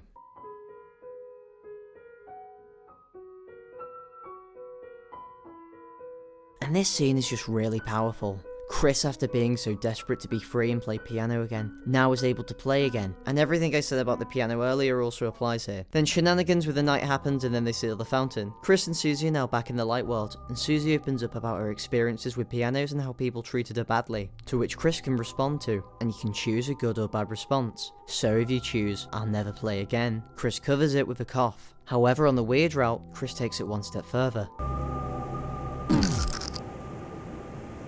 This part is just really disturbing, and we can see the cruel impact that we're having over Chris, to where they have to resort to harming themselves just to resist our control. The fact that Chris has to go to more of an extreme in the weird route to resist us may suggest that we're gaining more control over them in the weird route. Overall though, this part really adds to the creepiness and horror of the weird route. Susie then opens another fountain, and you go to the second sanctuary, a distorted and inverted version of the Dark World from before. Yet also in this Dark World are more pieces of the prophecy, with one of them being the ominous line, "The first hero, the cage with human soul and parts." Now if this line is referring to Chris, it is creepily accurate to their situation. They're a cage for us the player, as they are trapped in this horrendous circumstance of being in a metaphorical cage, being forced to carry out the player's will. This could also be referring to the vessel, which also adds another layer of horror, with the idea of a person being made up and constructed to fit the will of the creator, with none of their own agency. Another point of horror in Deltarune is the egg room, being found with a Yume Nikki like random event by going in and out of a room. And just the way it feels like the game or reality is breaking as you glitch your way into into the space in between fills me with a fear that's hard to describe. In the almost 7 years that Deltarune has been out, the egg room has always been really unnerving for me, and it again goes back to that idea from the weird route of a game breaking and things that shouldn't be happening do happen, as the rules of the world break, leaving you freaked out. Another way Deltarune creates horror is the use of darkness in Chapter 4, like when you're chased by the strange creature or when you have to fight Gersten's statue. This fear of the dark idea is also mentioned by Ralsei near the end of the chapter. As the chapter draws to a close, you reach the final area, where you walk through a dark hallway being attacked by the night, and yet when all seems hopeless, it's the soul that lights the way and guides the party through this dangerous moment. The soul and the light of the soul is also very important in the fights after this as well, as whilst fighting the Titan spawn you use the light of the soul to destroy the projectiles, and then use it to end the fight by banishing and purifying them. This is heavily prevalent in the Titan fight, with it mainly relying on the light of the soul to unleash its power to allow the party to damage the Titan, and then also at the end where Susie and Chris jump inside of the Titan, and uses the soul to defeat the Titan entirely. To which Susie then inquires about the soul, which is most likely setting up a heartbreaking scene in later chapters, where Susie learns that the person she's grown close to isn't the person she thought, and the reality is that Chris is being controlled by some strange soul. The chapter then ends with the soul once again in the cage, with us being able to move around in it and Chris rolling around in the bed looking frustrated. We then hear Susie talking to Chris before we then see the end of their conversation. Chris then goes to jump out of the window, until then getting interrupted by the person on the phone saying don't forget. Now this again implies that there is more to Chris and that they may not be evil. At the end of the credits, Gaster speaks directly to us, the player, and that's it for the chapter, if you're playing normally. But now let's go back and talk about the changes the weird route made, and how it adds to the horror of Deltarune. Everything is the same until you go to the holiday house, where after Chris removes the soul they encounter Noel, who wants to talk alone with Chris. So once again they put us in the box, yet now when going through the vent we can see their conversation. Noel says that she's been waiting to talk to Chris all day. She says she wants to talk about last night. She said that she couldn't sleep. Every time she closed her eyes all she could see was snow. She was terrified what happened was real, so she left her house, and then she heard Chris's voice, saying it was all a stupid prank, and that Birdley will get better, and then saying that Chris sounded weak and shaky, and she says it has felt like so long since she's heard it, and then suddenly she asks if she can say something else, and a text box appears, summoning the soul, and so you choose proceed. The soul is now in the room and you retake control over Chris. Noel then says after Chris said all that, they pulled a thorn out of Noel's finger, and said when she saw them again to not mention that Chris did any of that, to which Chris then covers her mouth trying to resist the player's control. Noel is then nervous, and asks who else could hear, to which then this happens.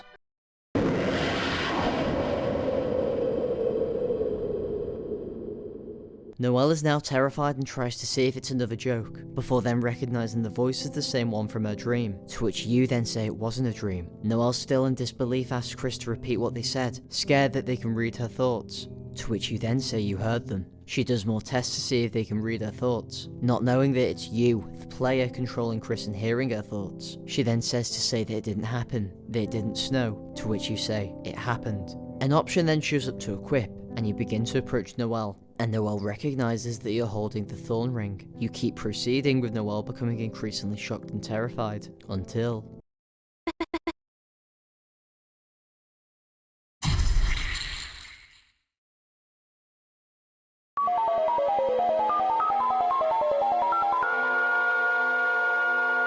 Immediately after, we see a blurry view of the bathroom, where Chris stumbles in as they throw the soul into a trash can, and brutally kick it repeatedly, enraged by the actions you have made them do and the harm you've done to Noel. This is the true horror of Deltarune. Chris was forced to silently watch as their childhood friend was terrified and hurt by some strange entity, and worst of all, they were doing it in Chris's own body. The weird route in Chapter 4 takes everything that Chapter 2 did and made it 10 times creepier, doubling down on all of the psychological elements, and using the medium of being a video game to add to the otherworldly horror of this route. One of the creepiest moments has to be where the player reveals their voice to Noel, and you see a green ethereal glow, as though this presence is not normal. This supernatural force is disrupting the world around it, and this is further supported later on, when Susie asks what you and Noel were talking about, to which this then happens.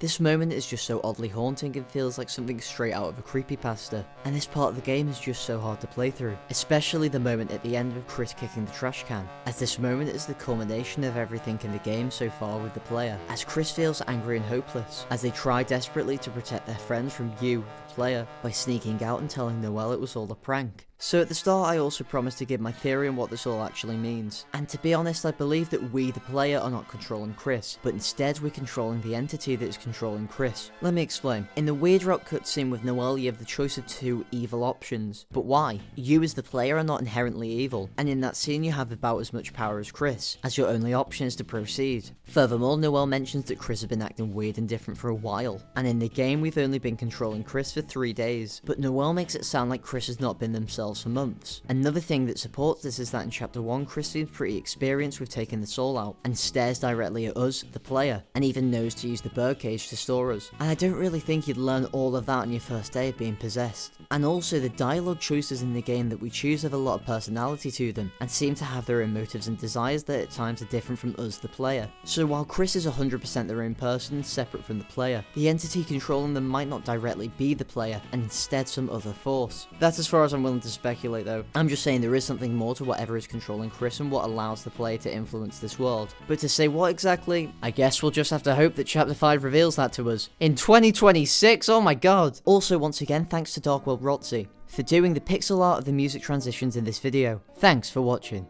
Celeste is a 2D platformer released in 2018 and became an instant classic due to its amazing controls, impactful story, beautiful graphics, and incredible soundtrack. So in this video essay on Celeste's 7-year anniversary, I will be going through all of Celeste and explaining how and why Celeste is a masterpiece.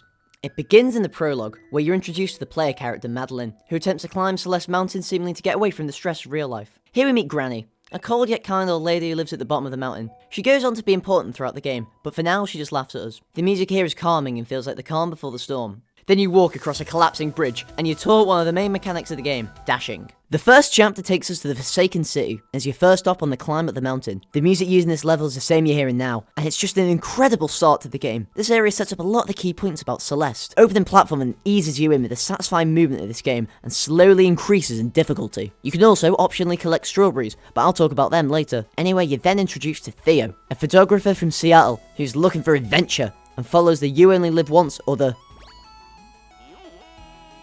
mindset. Theo becomes a significant character later on, and holds great importance to one of Celeste's greatest moments. Anyway, after facing the harsh cold of this frigid city, you finally make it to the summit. There's a memorial honouring those who've fallen on the way to the summit, and this is actually a reference to the original Celeste game on the Pico 8 engine. Anyway, Madeline rests by the campfire, and you move on to chapter 2.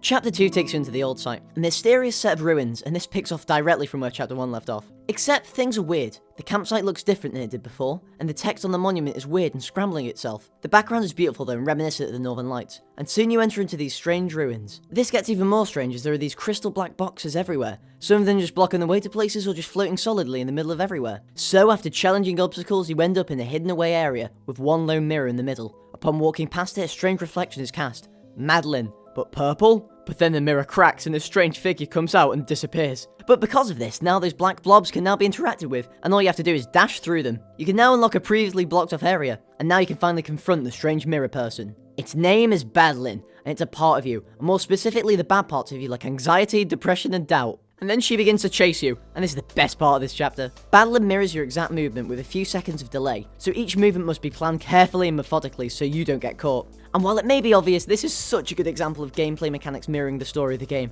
as this is quite literally a reflection of Madeline, as she's being tormented by a twisted mirror version of herself, just like how Madeline is being mentally tormented by her struggles with mental health. Anyways, you progress, more and more Badlands begin to chase you. Another great part of this sequence is getting the strawberry collectibles. Each one is challenging as you have to plan out each movement so as not to run to Badland, and operate with a lot more strategy than strawberry challenges up to this point. After a long intense chase, you finally make it out of the ruins, but Badland's still behind you. So you run and run and run, but then nothing's chasing you anymore. And so you can breathe a sigh of relief. You make it to an old telephone booth, and the phone is ringing. So you pick it up, and there's a strange person talking. Madeline seems to know the person, and they have a strange conversation, until it's revealed that this was just a dream. And Madeline comes out, and then turns the phone booth into a weird monster, and you get bored. You finally wake up from this horrendous dream, and see that the old site is quite different to your dream, yet also quite similar. You run to Theo there, and you both talk about your journey. Theo doesn't think he'll reach the summit, but Madeline wants to, or more accurately, she needs to. Anyway, the two take an awkward selfie and then you venture off. You encounter the same phone booth from earlier, but this time you hear a comforting voice. It's your mother, and she consoles you. And then the chapter ends with another satisfying end screen. Then you move on to Chapter 3.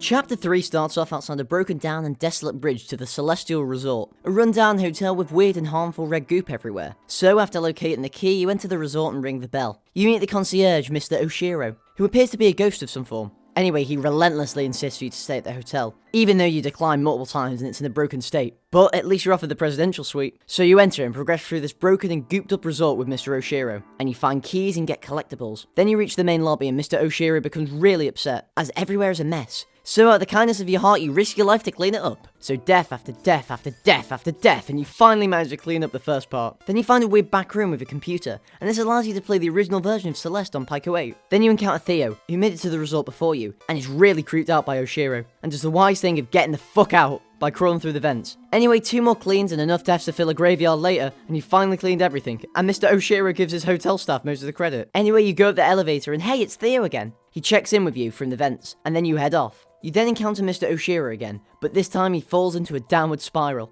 It's revealed all of these red blobs have been manifestations of Mr. Oshiro's struggles. Finally, you make it to the presidential suite and there's a mirror there. Wait. Oh shit! Yep, Battlin's back, bitches! And begins to be really cruel to Mr. Oshiro before then crashing through the roof. At this point, Mr. Oshiro is completely broken and begins to spiral even more into self-doubt, and no matter what Madeline does, he's just stuck in his head, repeating the same stuff over and over and over. Through the notes throughout the resort, you learn that this hotel has been closed for over a decade and has fallen into disrepair. The staff were going to end it by summiting the mountain together, but Mr. Oshiro wanted to stay in the resort for one last night, which turned to one last week, which turned to one last month, and next thing you know, he's been here for a decade all alone.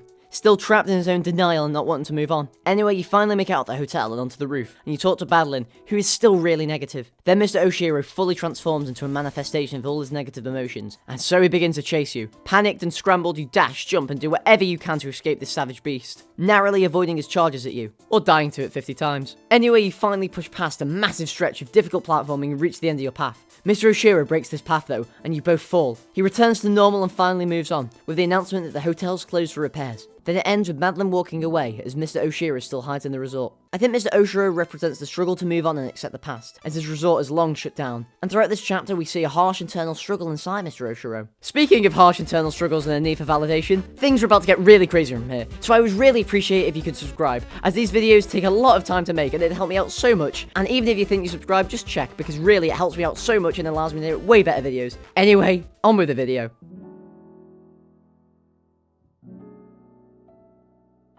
Chapter 4 takes you to the Golden Ridge, a pink and vibrant set of cliffs and sharp spikes that takes place directly after the events of the last chapter. You're introduced to the first of this level's gimmicks, the Cloud. This bouncy fluff ball can launch you into the sky with the power of a heroin junkie. Then you're introduced to the next gimmick, the Bubble. This goopy geezer launches you into the direction you're holding, and definitely won't kill you in infuriating ways. Next you see Granny again for the first time since the prologue. She says how she enjoys the solitude of living up in the mountains, and how she likes the alone time. She says that Madeline is like her when she was younger. But the parallels go deeper than that, as this chapter is spent mostly isolated, just like how Granny lives. As, besides Granny, you don't see another human for the rest of the chapter. She also says to watch the wind. I wonder what she means by that. Oh, shit. Yep, chapter 4 features the lovely thing of wind mechanics, where Madeline can be blown by the wind, which can make you move faster and assist you in your Sonic cosplay, or can render you unable to move and fast enough to be outrun by a snail. Next, you navigate this difficult platforming that makes use of all 3 new gimmicks. Surely they won't have a 4th gimmick to this chapter, right? Wrong! You did it better than me! I spent a month on this script!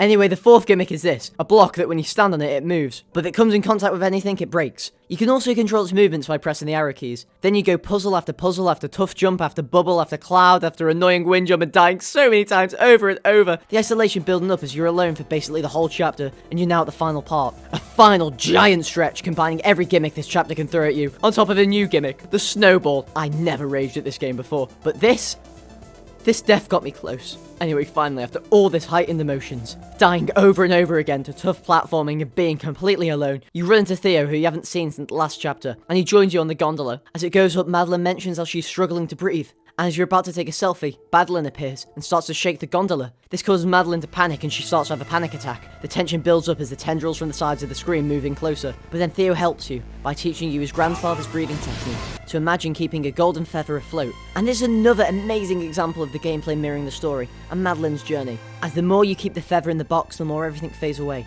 The tense music is all but gone, and having overcome all this, you and Theo continue on the gondola ride. The chapter ends with the selfie you took, and a cute ending screen, Madeline and Theo laughing together. You've both made it to Chapter 5!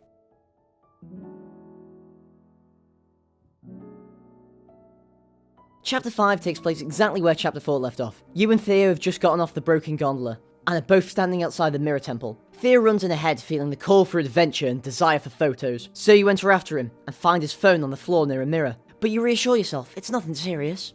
In this room you learn about the first mechanic of this chapter, the dash blocks. They move when you dash and can be used in a variety of ways to platform. Then you enter the next room, and here you're introduced to the red bubble. No, not the red bubble that sells bootleg merch. This bloody ball is similar to its brother the green bubble, in that they both launch you in the direction you're holding. But where they differ is that the red bubble keeps going till it's interrupted. These bubbles are really fun to play with, and are used in a variety of ways to solve puzzles. Shortly after, you enter a dimly lit corridor with a pair of glowing red eyes. Oh wait, it was just the wall.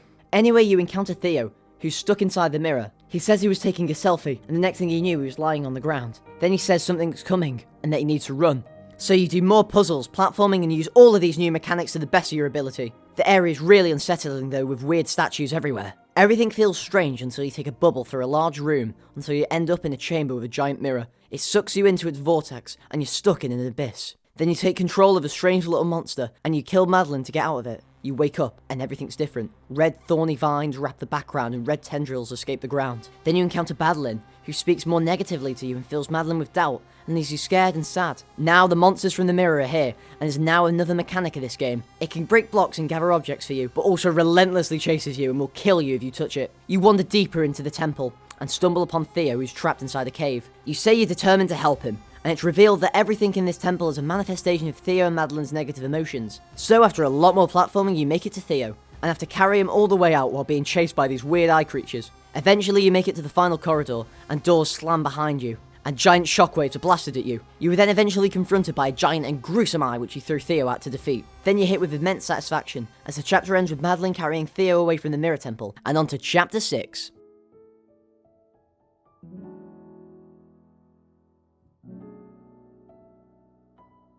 Chapter 6 opens with a card saying it's impossible to outrun you in reflection, linking to the title of this chapter, Reflection, and it's similar to Chapter 2 with Madeline chasing you, but it just goes directly against it. As in Chapter 2, Madeline did outrun her reflection being Madeline, so who knows. It starts with Madeline carrying Theo, and you set up a campsite, and have a really heartfelt and emotional conversation. Theo says that you remind him of his sister, who's just like Madeline as they both live in their own heads too much, and are dead set on climbing the mountain. Madeline then opens up about her depression and anxiety, and describes it as being at the bottom of an ocean, unable to see, claustrophobic yet feels so exposed. Theo reveals his grandfather climbed the mountain before he was born, and it changed him for the better, and helped him find the golden feather technique. Madeline then says that she wants to remember this night, so they take a selfie together, and this is just so heartwarming, as for the first time this game, Madeline actually wants to take a selfie, and she looks genuinely happy in it. They then get excited as they'll reach the summit tomorrow, but first they sleep. You wake up to the beautiful northern lights, with calming music in the background, and the higher you climb with the golden feathers, the more the music builds. This scene is just so pretty. Then you reach the top and confront Madeline, and you try confronting her like Theo said, but it doesn't work. The northern lights are suffocated by Madeline's spikes, and your only hope is to imagine the golden feather, and so you try to keep it afloat in the box, but it doesn't work as well as last time. And then Madeline cuts it, and throws Madeline to fall all the way down the mountain. You continue falling for a while, until you end up at the bottom of a lake, with no clue where to go since you've been thrown from the top of the mountain, and it's unlikely you'll be able to reach the summit. And this mirrors how Madeline describes her depression, and her failing to reach the summit would only amplify these feelings. Here you're introduced to the first mechanic of this level, the Kevin, who when dashing into him screams and charges in the direction that was dashed into. And then there's also the golden feather, which I forgot to explain. Basically allows you to fly for a short period of time. So with these abilities you traverse this spiky yet beautiful pit of despair. Then you look in the reflection in a rock, and talk about how upset you are in failing to climb the mountain. Here you meet the next mechanic of this level, the bouncer. This just bounces you around like a pinball, but can allow for some cool platforming. Shortly after you encounter Granny, who talks with you about failing to climb the mountain. And Madeline says that she doesn't want to give up, so your goal now is to confront Madeline. So you do more platforming, and as you do, Madeline's spikes retreat further and further back, until now you're face to face with that part of you. You try to work together, but Madeline is determined to destroy everything. And so you enter one of the coolest parts of the game, an intense boss fight with Madeline, where you need to reach her while avoiding fallen rocks, her energy balls that can kill you, and later on a giant laser. The music here is tense and climactic, and the background feels otherworldly. This really adds to the feeling of the climactic battle that decides the fate of both of you, and perfectly encapsulates Madeline's desire to climb this mountain and conquer her struggles. But the roles are reversed this time, and instead of Madeline chasing you like in Chapter 2, you are chasing her. So after tirelessly and relentlessly giving your all to defeat Madeline with tense and quick platforming, her power is almost fully diminished, and you have defeated her. You can finally confront that part of you. The music cuts as you approach her, before building back as you talk, and Madeline says she wants to work together, and they finally agree to work with each other. This allows Madeline to power up.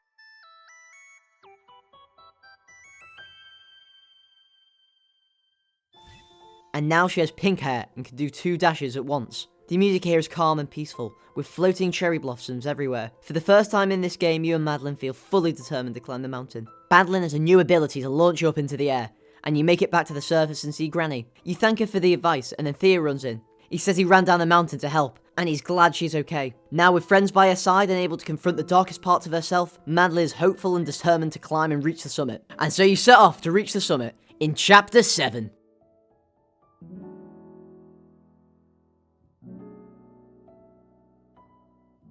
Chapter 7 starts with a cool cinematic of Madeline looking up the mountain. The music here is determined and optimistic, and it empowers you to conquer this mountain. This chapter takes you through your whole journey climbing Celeste Mountain. You go through each chapter, but the colours and tone are extremely vibrant and warm. The first part of your climb sees you through a lush forest area, not seen in the game before, but this represents the very bottom of the mountain, as you fell all the way down back in Chapter 6. You also have the double dash now, so you can use this ability for more interesting platforming and challenges.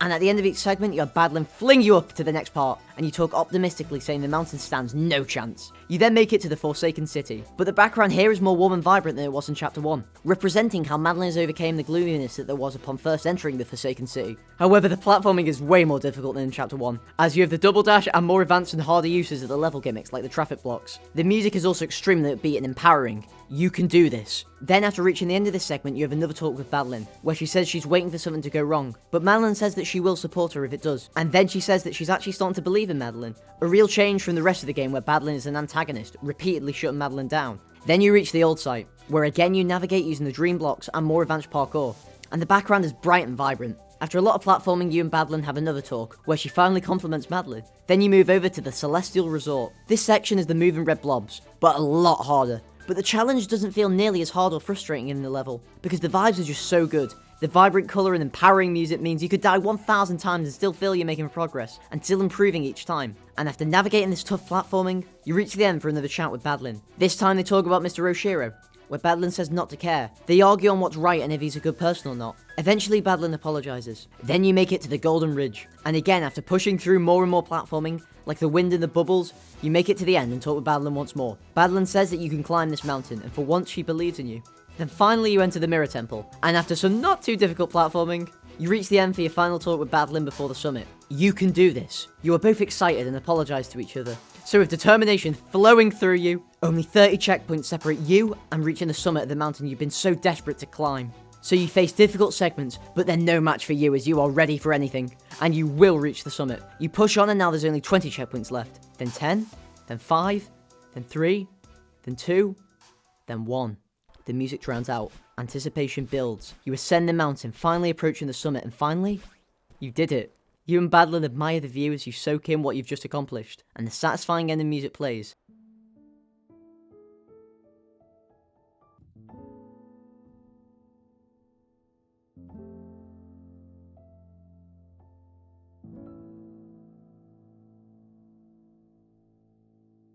The credits roll as clips play of you descending the mountain. You realise everything you've overcame. From when you first met Madeline in the Mirror Temple, or when Theo was locked in a crystal, or when you almost lost it all and plummeted to the bottom of the mountain, or how most importantly, you overcame all of this, all the tough platforming, all the tough events, and finally managed to reach the summit. Finally, you descend the mountain and reach the epilogue. You're back in Granny's old cabin that you passed at the start of the game, and to celebrate you bake a strawberry pie using all the strawberries you've collected in your playthrough, for everyone you became friends with during your climb on Celeste Mountain. It is really wholesome, and that's the end of the epilogue. You really thought it was over? Well, there's the B and C sides, you are never done with this game! So what are the B and C sides? Well, it's simple really. In each level you can find a strange cassette in a room, involving platforms switching on and off. Anyway, upon collecting this cassette you unlock the B-sides. Now I know what you're thinking, that's great and all, but what actually is the B-side? And to that I say, don't interrupt me, I was literally getting to that, shut the fuck. The B-sides are harder variations of each chapter of the game, especially this part on chapter 3 B-side. Anyway, at the end of each section you get a crystal heart. But what actually is the crystal heart? Well, they're another form of collectible used to unlock levels, like chapter 8A, B and C sides. You can find them by completing B and C side levels, but also in the main chapter levels by solving puzzles or finding hidden rooms. And you unlock the C sides by completing the B sides for chapter 8. But you also unlock the ability to get a golden strawberry. A golden strawberry now spawns at the start of each chapter that you've completed, even B and C sides. And to get it, you have to pick it up at the start of the chapter, and complete the whole thing without dying. And if you die, you go back to the start. Having this is a huge flex. Then there's the C sides. Holy fuck, the C sides! These are the most difficult platform segments in the game. Sure, they're only 3 rooms long, but oh my god, they are the hardest ever. For reference, I replayed through Celeste to make this video essay. I recorded all the time I was playing for background footage, and over half the footage I've gotten for Celeste are on the B and C sides, but most of it being the C sides. Tens of hours of me just dying over and over and over again. Anyway, these segments are not to be taken lightly, and upon completion you get another crystal heart.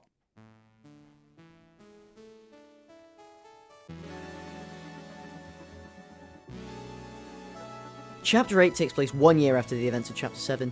You speak to Granny at the front of the cave and she says it's nice to see Madeline again, and that you should follow her into the cave. So you enter and you're immediately introduced to this level's mechanic. You don't get your dash back. Now normally in Celeste when you dash and touch the ground, you can dash again. But here you have to use your dashes wisely as they aren't coming back till the next room. So you proceed further and there's a giant barrier. It requires you to collect 4 crystal hearts to open. Here you're introduced to another gimmick, the slidey wall things which launch you up. Then another gimmick, the heat balls. These hot balls move around and then will kill you if you make contact with them. Then there's another gimmick, this platform that launches you in the direction you're vaguely holding. So after doing more and more platforming you're introduced to more gimmicks. You can flip this weird clam looking thing, which is a switch and it makes the whole area cold. And when it's cold, the hot balls turn to blue balls, and you can jump on them, but they shatter once jumping upon them. So you use these mechanics and work your way through tough platforming until you reach the end, where there's a dramatic chase with lava as you frantically try to escape. Then finally it all slows down. You're faced with a big corridor, and you go into the void. Is this it? The center of the mountain? It's peaceful, and in the middle of this void and heart of the mountain is a crystal heart. And after this chapter, you unlock Chapter 9.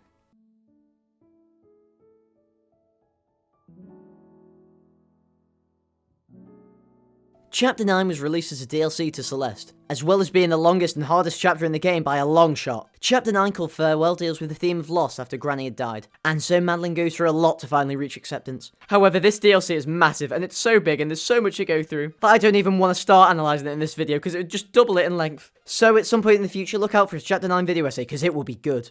The gameplay of Celeste is a metaphor for Madeline's journey up the mountain as she struggles with her issues. You start off inexperienced and scared of this daunting task of a hard platformer, just like how Madeline started the mountain climb to run away from and escape her depression and other issues. But over the course of the game, you learn and improve and adapt, and Chapter 7 doesn't even feel difficult. It feels like a victory lap, as you have overcome so much. And even though you may still die and it's the hardest part of the game so far, it doesn't feel like it, as it's so empowering to play. Just like how Madeline feels after confronting the dark parts of herself and improving because of it. But this journey isn't just Madeline's. It can also be the journey of you, the player, as you can choose what you name the character. This can be your journey, and this game and its story and message has resonated with and helped a lot of people. And I think that's the power and beauty of this game, to give people hope, and to have people believe that you can climb any mountain no matter how big or impossible it may seem. And that's why Celeste is a masterpiece.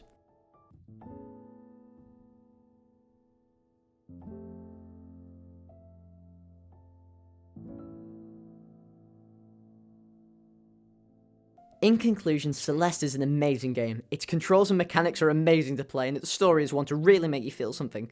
Anyway, this has been One Day. Thanks for watching. If you've watched until this point, then you probably enjoyed what I had to say, or just forgot to turn it off before you fell asleep. If you want to see another video like this, then click here to watch 2 hours of horror game lore, or click here to watch a video of mine that YouTube thinks you'll love the most. Anyway, seriously, thanks for watching. Anyway, this has been One Day. Thanks for watching. Thanks for watching.